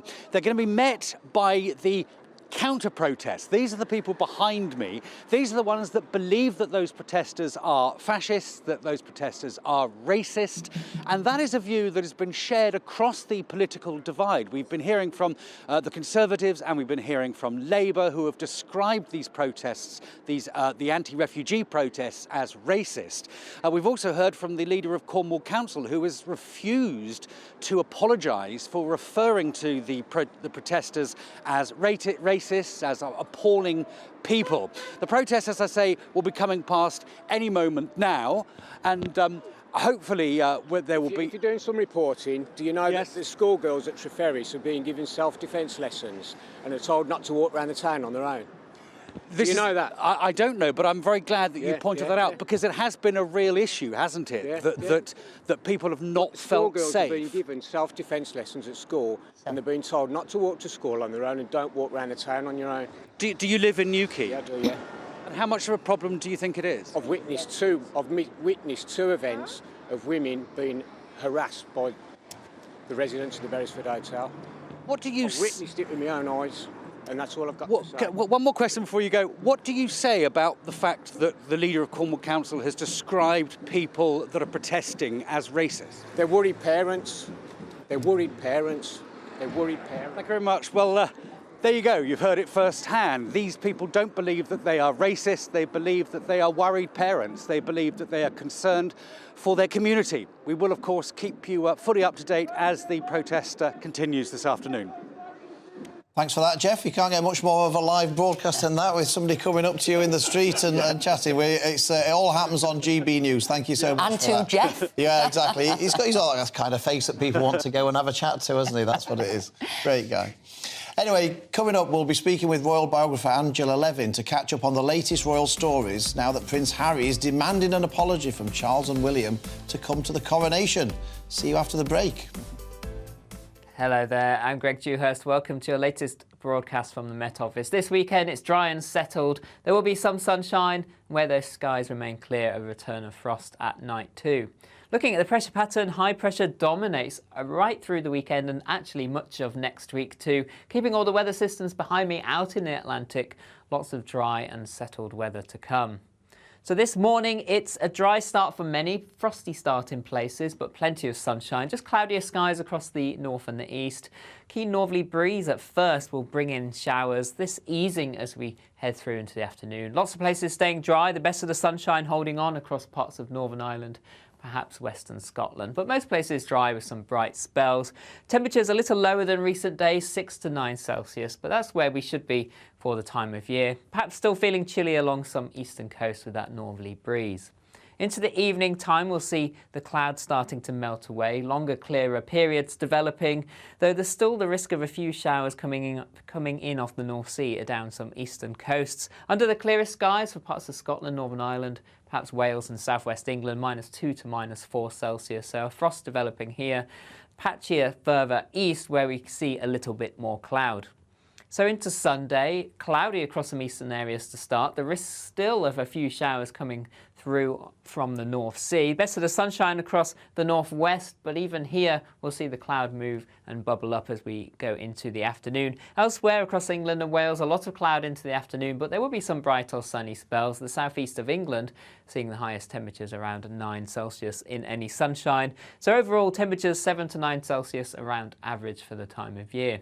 Very little change as we go into next week. At the start of next week, high pressure holding on. A lot of cloud around, but there'll be some sunny spells, lots of dry weather, and temperatures still around average. See you again soon.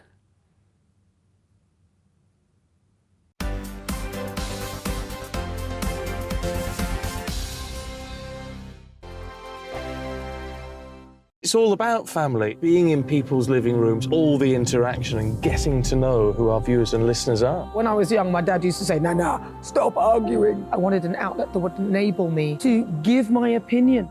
People are going through a really hard time right now, and I know that you don't feel like you're being listened to by the establishment. I came to GB News because it's the People's Channel, and I want the audience to have their say on the events of the day. We're dynamic. We do something different. Democracy shows that the wisdom of the nation is in its people. I get to travel to find out what the story is from a personal perspective. The British people aren't fools. We know when we're not being told the full story. We've got to work out how Britain moves forward from this. It's the best country in the world. The establishment had their chance. Now we're here to represent your views. Britain's watching. Britain's watching. Britain's watching. We're proud to be GB News, The People's Channel. Britain's news channel. Join my show Farage, 7 p.m. till 8 p.m. Monday through Thursday, and there you will get opinion, analysis, debate, and I'll cover stories that nobody else dares to touch. You've been cancelled. Join the club. Oh my goodness me. And then for the last 15 minutes, talking pints. We're over a drink. We have a civilised conversation with someone. We very often disagree, but we do it in a grown-up way. Come and join me on Farage. We are GB News, the People's Channel. And right across the United Kingdom. You can find us on Sky Channel 512, Virgin Media Channel 604, Freesat Channel 216. Freeview Channel 236, And YouView, Channel 236. You can also take us with you on DAB+ radio. With the GB News app and at the website gbnews.uk. We're absolutely everywhere. Come join us on GB News, the People's Channel, Britain's news channel. He's the king of breakfast TV, and he's back. Eamon Holmes, back on the TV with me this morning. Even remember my name. I know, it's been 4 months. You have holy water by your bed? Oh, yes. Already to bless. Oh, Eamon. Oh. Why do you not believe anything I say? Eamon Holmes back on GB News Breakfast at 6 a.m.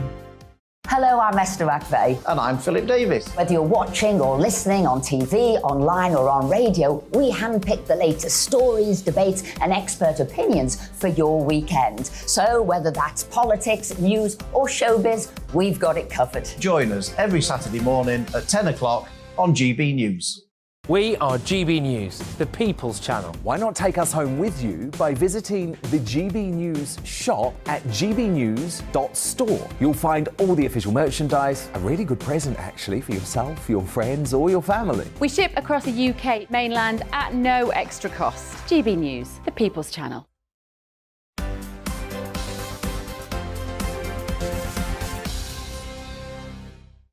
Welcome back. It's 11:26. Lots of you have been getting in touch, Phil. Yeah, Karen says, I love this one. You're both great. Thanks very much, Karen. That's appreciated. She said, you can tell you're married because you butt in and talk over each other. You're allowed. Oh, there you go. Yeah. Don't know how to say that one, really, Karen, but and Alex says, if you want to see real potholes, come to Lincolnshire. And Mark said... I wonder if he works in the tourist body for Lincolnshire. Come to see real potholes, come to Lincolnshire. Mark says, it's hard enough getting younger staff to work when they're there for 5 days. Moving to a 4-day week, it wouldn't worth them coming in at all. Another pointless project, rewarding idleness. It isn't happening with proper businesses. And that's when we were talking about 4-day week, doing less, getting paid the same amount and what was going to happen. Yeah, Phil says, GB News is the only channel I watch. Always an impressive lineup, great guests, and I loved you, Esther, in the Commons this week. Oh? Phil always says the things I'm thinking. Is that Phil always saying the things you're thinking, Phil? Was it you who sent that in? I'm going to say that's coming from Phil. So there is going to be some feeling that I wrote that myself. But I didn't. It's another Phil. There are other Phils available. Well, thank you for that feedback. Yes, and as always, there's plenty going on in the royal family, in the royal household. Here to talk us through the big stories this week is friend of the show, royal biographer Angela Levin. Thank you very much for being here. Now, the big thing in the papers today and everybody wants to know about is this sort of stalemate situation that Harry is demanding. Yes. An apology from Charles and William before he comes over. Fill us in. Yes, well, the palace is not doing anything, and I'm so pleased about this because I know William is absolutely furious, livid with his brother for behaving so badly and revealing their privacy and absolutely having no care about how he spoke about them and King Charles, of course.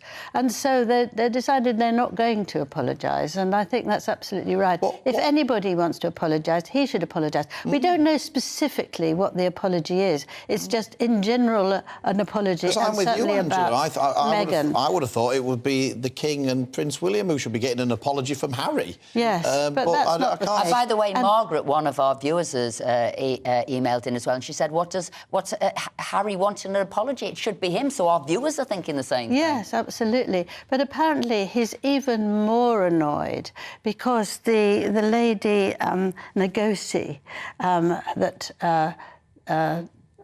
what's her name? Oh, God.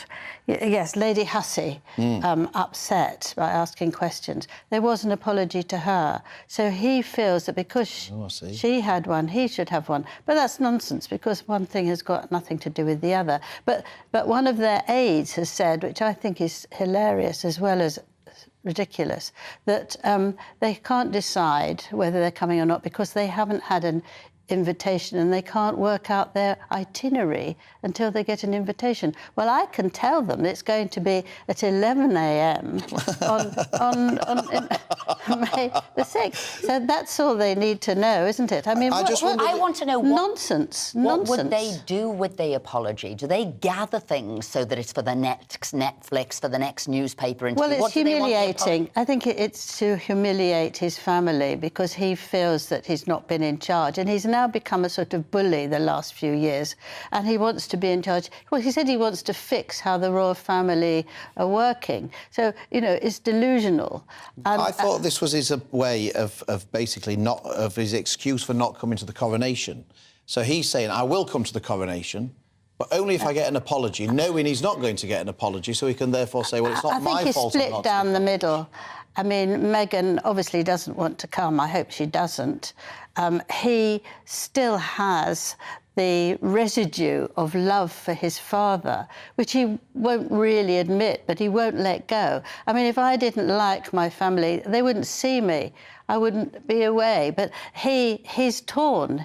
He obviously doesn't like it in America. He'd like to be back, but he can't be because he's, you know, stuck with his wife and children there. I think it's very difficult for him to make a decision. And moving on to King Charles, he was quite outspoken, talked plainly about Ukraine this week. Yes, that's right. I mean, unlike his mother, the late Queen Elizabeth, who said when the Ukraine war began with Russia, that they've had a very difficult time. But King Charles has said, you know, they haven't asked for anything, there's no reason for this, and they've been attacked in the most horrendous way, and people have had the most terrible life while they're doing it. People have blamed him for getting involved in politics, but I don't think so. I think he's right. I mean, the Queen was 25 when she took the throne, so she stepped back with all her comments, but he's in his 70s, so he's a man who's had lots of experience, who's been the heir to the throne for a long time. I think he's jolly well right to be able to say what he thinks about this atrocious war. And finally, front page of the Daily Express there in front of you, Angela. We were just talking about it before. good on Camilla, isn't it? I mean, I'm a big fan of Camilla's. So am I, of course. And her intervention about the Roald Dahl book seems to have... It's gone down well with me, and it also seems to have made a difference, because the publishers now are publishing it as it was. Yes, it was the second anniversary of her book club, and she has around her lots of authors and so on, and she makes a quick speech, and this was her speech, that she thought that people shouldn't be taken away from their imagination. The whole point about reading is to enjoy it and to imagine things. Angela Levin, thank you very much indeed. It also showed the power, really, of Camilla there, saying it in a very subtle way. Now, coming up, we'll be talking with a tech expert and discussing whether digital IDs are helpful or if it's an infringement on your freedoms. So don't leave us for that. Come back for that. But first, here's Bethany with the latest news.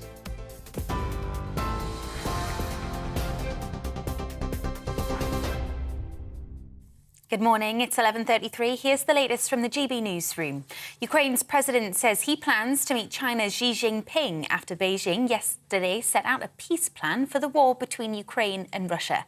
Volodymyr Zelensky didn't say when the meeting might happen, but told a news conference in Kiev that it would be beneficial for both countries and for security around the world. But US President Joe Biden told ABC News that Beijing's proposal only benefits Russia. The Prime Minister has vowed to keep working towards securing a post-Brexit trade deal after an in-person meeting with the European Commissioner has been called off. Ursula von der Leyen was expected to meet with Rishi Sunak this weekend to discuss the Northern Ireland Protocol after positive talks yesterday. Cabinet ministers have reportedly been put on standby for a potential conference call over the weekend, with Tory MPs also being given a 3-line whip to attend Parliament on Monday. The number of people who've been killed in the earthquakes that hit Turkey and Syria has surpassed 50,000. The United Nations estimates the destruction has left 1.5 million people homeless, with 500,000 new homes needed. President Erdogan has pledged to rebuild homes within the year, but experts are warning authorities to put safety before speed to ensure new buildings can withstand further tremors. And detectives investigating the attempted murder of an officer in Omagh in County Tyrone have made a 5th arrest. Detective Chief Inspector John Caldwell remains in a critical condition after being shot outside a sports centre on Wednesday. Police in Northern Ireland say they're treating the incident as terrorist-related, with the new IRA group being their main line of inquiry. On TV, online and DAB+ radio, this is GB News. Now it's back to Esther and Phil.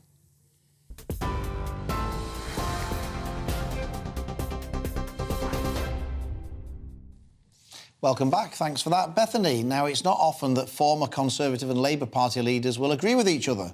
Well, that was exactly what happened with Tony Blair and William Hague, who this week both urged for everyone in Britain to get digital ID cards. The idea is certainly controversial, with critics raising fears that it might curtail civil liberties. Here to tell us more about what digital ID cards actually means is Will Guyatt, a technology expert. So look, this week we seem to have two salesmen knocking on the door trying to sell us this digital ID idea. Can you tell us what that actually means and what information we'd be giving over and where would we be putting it? So many questions to start. Well, that's a good point. The idea of this is see it as a bit of a digital passport. There'll be lots of information saved about you in one place. Maybe your medical records, driving license details, information about all kinds of stuff related to you, your right to do certain things, your age, other personal information and detail about you. Now, it's a real challenge whenever you talk about digital ID or national ID cards. The people come out with the negative view and the suggestion that this is all part of the New World Order or very dangerous or very irresponsible. There are a lot of concerns around something like this. It could be a goldmine for hackers if people's personal information is compromised. But on the opposite side of this, I can actually see many benefits beyond the don't do it, it's evil argument. We've talked for many years about trying to protect young people people on the internet trying to have proper age gating to stop under 16s or whatever using services they shouldn't be using. If you had a national ID card and you were proving people were of a certain age, there'd be certainly ways to implement this digitally online to ensure that it was known who you were when you were on the internet. I'm personally of a view of nothing to fear, nothing to hide. I know everybody's not the same as that, and I know that there are many complex arguments to this, but it seems to be something that's gathering pace amongst a certain audience who love the idea of digital IDs, and there's also another audience who are equally as vocal and suggest this is the end of the world and the start of the new world order. Well, I just wondered, I mean, it's all very well saying, well, you know, this is going to be helpful. And, of course, you know, if you're going to sell something to people, you're going to sell the positives. You don't sell the negatives, you just sell the positives. I guess it's a question of how far you trust the government and potentially future governments and what they may do with this, because I think the COVID lockdowns may well have knocked a lot of people's confidence in the benign nature of the government. And I think what lots of people will worry about is how these might be used in the future to control people's behaviour and spy on people and keep tabs with what they're doing to try and prosecute them if they were to breach some kind of government diktat in the future. Should people not be rightly sceptical about that? I think everybody should be sceptical. I think to look at this as, oh, it's something terrible that the government is trying to sell. We have to use passports to travel the world at the moment. A certain amount of information is available via that passport, where you've been, where you've travelled through, all of that kind of information. And the idea that a government is going to use this information against you for a variety of reasons is entirely possible. It's also entirely possible that, let's say, for example, my health insurance is linked to it, and eventually you can also see what I'm buying at a supermarket and I'm buying too many donuts. That would push up the price of my health insurance. There's all of these concerns to have into the future when it comes to this kind of technology. But I think there are so many benefits to this too, if there is correct controls. And to just sit here and say, no, it's not a good idea, it's going to mean that automatically that all this bad stuff is going to happen. It means we're never going to get to a position where we can truly modernize services. It's much like if you had this digital passport or some kind of... Yes. Will, I think that's what people want, isn't it? What are the protections there? Because you're talking about how it could possibly be commoditised, so everybody knows everything about you, and therefore they can change the cost of things, or basically see us just as, as people who will purchase their goods. But the paper that came out, and this is what I was concerned about, it said appoint executive ministers to help approve the tech and science behind it. So who are these new appointees who aren't voted in to say how the tech and science works? Who are the people behind it? And that's why I say commoditising all of us human beings. May I suggest, as two fine political people yourself, you actually go about helping the government spell out all the gaps in these policies. Another good example is the online safety bill. There is so much wonderful stuff in that to protect people, but people are right to be concerned about the areas that are simply not defined. It's like they've been written by somebody on a writing their A-level report. The information isn't there, so when you leave gaps, people automatically assume the worst. I think the government needs to define who those people are.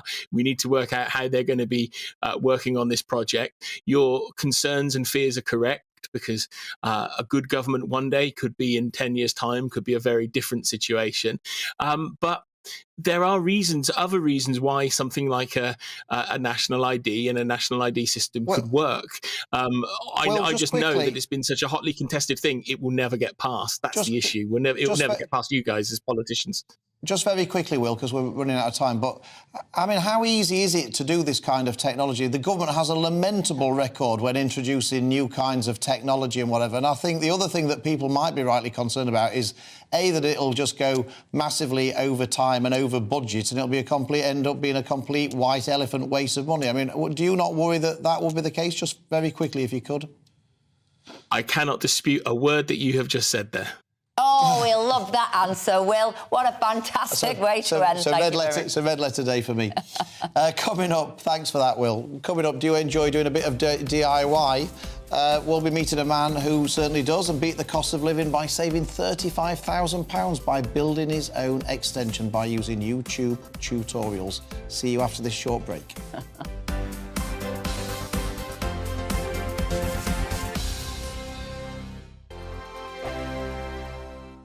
It's all about family, being in people's living rooms, all the interaction and getting to know who our viewers and listeners are. When I was young, my dad used to say, no, stop arguing. I wanted an outlet that would enable me to give my opinion.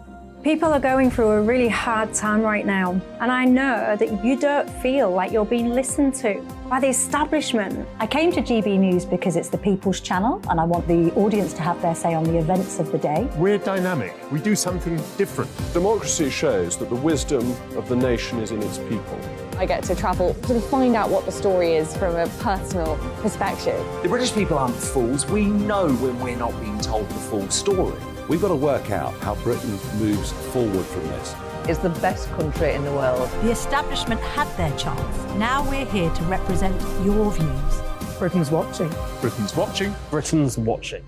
We're proud to be GB News. The People's Channel. Britain's news channel. Hi, Andrew Pierce here. Join me every Friday lunchtime for a proper no-nonsense debrief of the week's events. With special guests in the studio and the GB News team on the ground, I'll be getting you up to date with news, some intelligent discussion and my own sharp take. The weekend starts here with me every Friday lunchtime on GB News, the People's Channel, Britain's news channel. I'm Andrew Doyle. Join me at 7 o'clock every Sunday night for Free Speech Nation, the show where I tackle the week's biggest stories in politics and current affairs with the help of my 2 comedian panellists and a variety of special guests. Free Speech Nation, Sunday nights from 7 on GB News, the People's Channel, Britain's news channel. Join me, Patrick Christie's, Monday to Friday, 3 till 6. We tackle the day's news agenda like you've never seen before. It's high tempo, high octane, the most controversial topics, and the best guests. You will not be able to take your eyes and ears off it. I'm not afraid to ask the questions that you really want answered. 3 till 6 p.m, Monday to Friday on GB News, the People's Channel, Britain's news channel.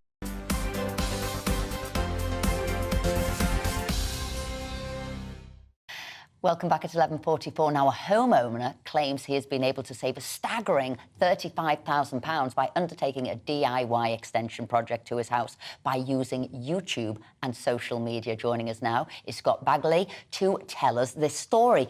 Fantastic. As I understood it, you wanted to do an extension. You asked builders to give you a quote. They said 45k, and you must have thought, well, I can do it better than that. Carry on the story from there. How did you do it?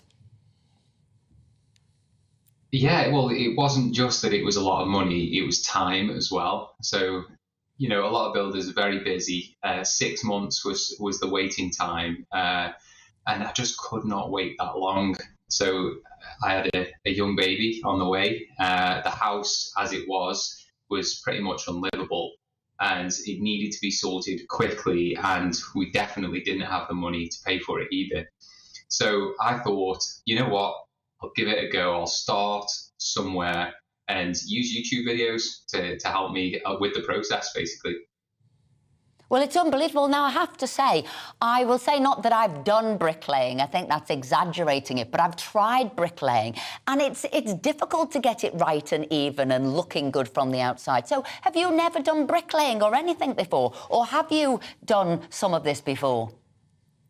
Well, only basic DIY work before this. However, I did build a garage extension in the garden as a bit of a trial run. I wanted to just, you know, because with a garage extension, it doesn't matter as much if the bricks aren't perfect. So that was my trial period. And then once I was happy with that, I thought, you know what, I could actually do it a house extension. I mean, what was the biggest problems that you encountered? Because I can't believe this could have gone entirely smoothly, Scott. I mean, look, I might think to myself, you know, I don't want to pay all that for an extension, and I don't want to wait all that time, but I wouldn't even know where to start. So it can't have gone smoothly, this project. So what were the biggest problems you encountered? Oh, honestly, lack of knowledge for one. So I wanted to make sure that the house was signed off by building regs. So you can employ a private company to do that and come out and check your work. And so that meant a lot of research, mainly on YouTube. And that took a lot of time. And even with that, I would make small mistakes, which sometimes I'd have to go back and redo, and just to make sure it was perfect and that it was all signed off. I would say probably the hardest part of the whole build was the roof. Not only is it difficult to access, but there's a lot of detail in the roof that you don't consider. Yeah, well, we're watching it being made here. It's quite incredible, and it is incredibly neat. And also, you'll find out if the roof doesn't work soon enough once the rain comes. So what I'm wondering, Scott, does a change in career beckon? Well, it's funny you say that because so many people on TikTok, Instagram, and even on YouTube now have said to me, "You look like you're a natural at this. So why don't you do it full time and actually, you know, earn some money from doing it?" So I'm definitely doing that.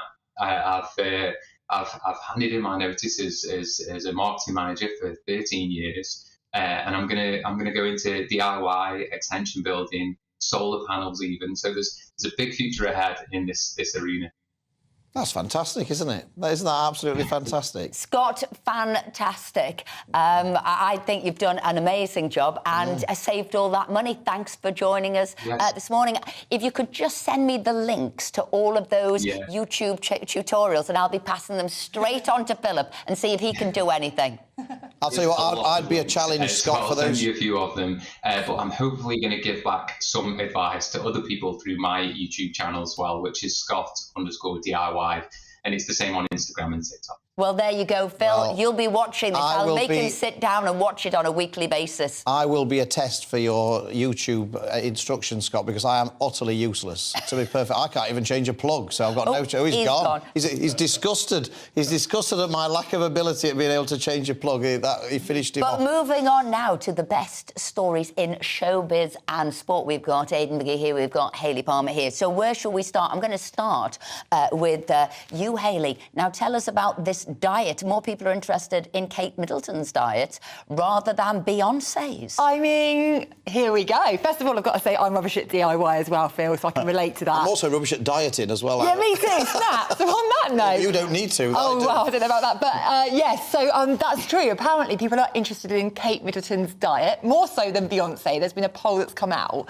And I've got to say, I'm quite intrigued as well. It's funny, isn't it, how we all kind of go, oh, I wonder how she just stays so slim. And it's quite funny this week because I actually she's very slim, isn't she? I mean, she looks so elegant and beautiful. Yeah. I eat a load of rubbish, as you know, Phil. You've seen me, haven't you, in action with my little snacks. And I've actually had a nutritionist message me on Instagram this week and say, I want to work with you, Hayley. So you're going to see me be a healthy new no more Hayley Palmer. No more packets of Monster Munch for you. Is that what you're saying? Is it Hayley or is it Kate? But her sister, Pippa, is very much into sort of the decathlons and running and what have you. So what is the secret of Kate's success? Is it working out? Is it exercise? I'd imagine she's quite strenuous as well. I'd imagine she doesn't eat any snacks or just eat. Yeah, I think when you have got that kind of status, I mean, you must have someone that's probably cooking your meals for you, which would be really lovely, wouldn't it? That would be the absolute dream. I think she probably is naturally slim. Like, the family look like they kind of look like they are. But they probably do like Pilates and yoga, I would imagine. But yeah, I mean, when you've got someone training you, I think that's the key. Yeah. Because I've got no discipline. So it's the training, it's I'm other people doing your... Are you? I am indeed, yeah. And how is it doing? Are you on the Kate diet or the Beyonce diet? Seafood, eat it now. I'm joking. I'm hoping it's a telling jokes diet. No, it's not. No, we've had more than enough of that. No, I started it about 7 weeks ago. When was I? 13. What have you given up? 13. Everything you can think of, carbs mainly, chocolate, sweets, anything calorific. So I've developed a smoothie which is 235 calories. That's the protein scoop. It's avocado, which is quite calorific in itself, but very, very good for you, very nutritious. It's getting boring, isn't it? Yeah, it's getting boring. And there's raspberries. There's no wonder he's so miserable all the time. That would explain it. Well, that's excellent. Do you eat 2 other meals, or is it... Yes, I do eat other meals, but I tend to only eat now between 12 and 8, though. Anyway, getting up back really onto the sport. Haribo Cup final. Haribo Cup final. Yeah, we have got the Carabao Cup final. We touched on it last week, didn't we? Newcastle got a goalkeeping problem, but they've solved that. Loris Karius is going to be back in goal. So Esther might remember Loris Karius because he was the guy who conceded those goals and fumbled those goals against Real Madrid back in the 2018 Champions League final, which they eventually lost. So that's tomorrow. But we've got... Six Nations? Six Nations, yeah. Fascinating again. We've got Scotland, France tomorrow. England go to Wales today. Now, Wales tend to stand up pretty well against England, but they've had this industrial dispute going on with their union, which is showing no signs of abating.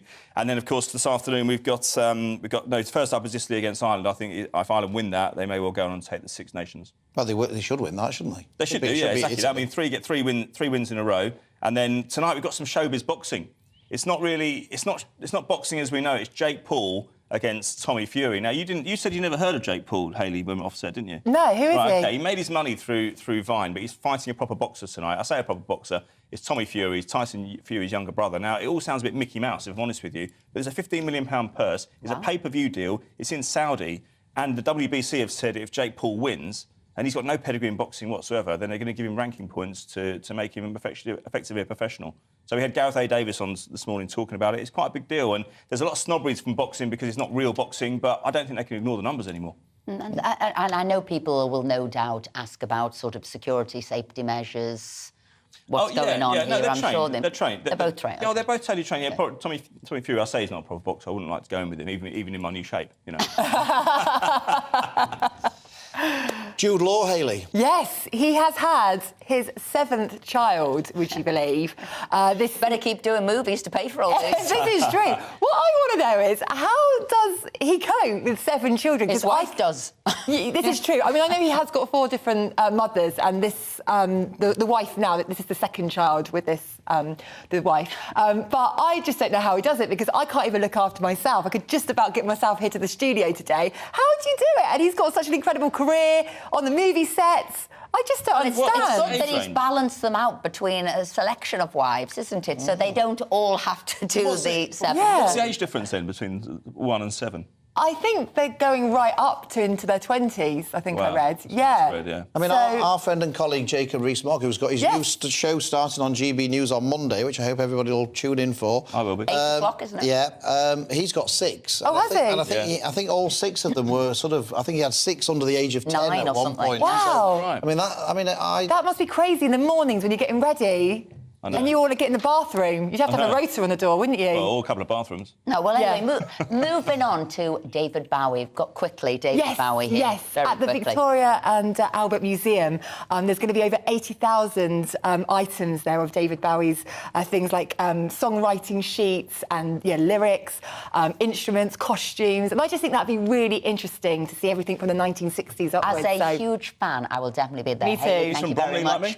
Thank you very much indeed. Now, that's it for this week. Thanks for watching. Now, there's a big special thank you we want to do here, because our superstar senior producer, that's it. It's his last programme today. Thank you all that you have done for us, Tom. Thank you very much. We're in safe hands. His name was Tom Hand.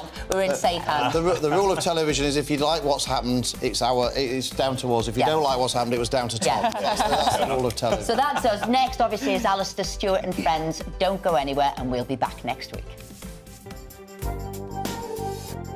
Join me, Camilla Tominey, at 9:30 on Sunday morning, when I'll be asking Lord Frost, Boris Johnson's Brexit negotiator, whether Rishi Sunak can land a deal on Northern Ireland that keeps the Brexiteers happy. I'll also be speaking to the DUP's Sammy Wilson about the Unionists' demands.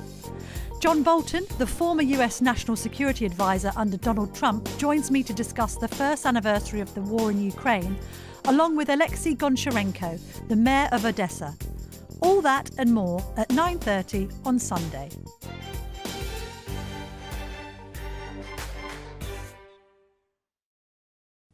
Hello there, I'm Greg Dewhurst. Welcome to your latest broadcast from the Met Office. This weekend it's dry and settled. There will be some sunshine, and where those skies remain clear, a return of frost at night too. Looking at the pressure pattern, high pressure dominates right through the weekend and actually much of next week too, keeping all the weather systems behind me out in the Atlantic. Lots of dry and settled weather to come. So this morning, it's a dry start for many, frosty start in places, but plenty of sunshine. Just cloudier skies across the north and the east. Keen northerly breeze at first will bring in showers, this easing as we head through into the afternoon. Lots of places staying dry, the best of the sunshine holding on across parts of Northern Ireland, perhaps western Scotland, but most places dry with some bright spells. Temperatures a little lower than recent days, 6 to 9 Celsius, but that's where we should be for the time of year. Perhaps still feeling chilly along some eastern coast with that northerly breeze.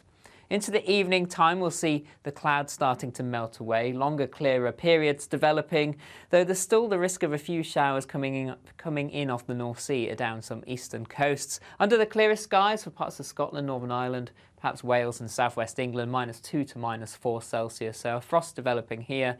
Patchier further east where we see a little bit more cloud. So into Sunday, cloudy across some eastern areas to start. The risk still of a few showers coming through from the North Sea. Best of the sunshine across the northwest, but even here we'll see the cloud move and bubble up as we go into the afternoon. Elsewhere across England and Wales, a lot of cloud into the afternoon, but there will be some bright or sunny spells. The southeast of England seeing the highest temperatures around 9 Celsius in any sunshine. So overall temperatures 7 to 9 Celsius around average for the time of year. Very little change as we go into next week. At the start of next week, high pressure holding on. A lot of cloud around, but there'll be some sunny spells, lots of dry weather, and temperatures still around average. See you again soon.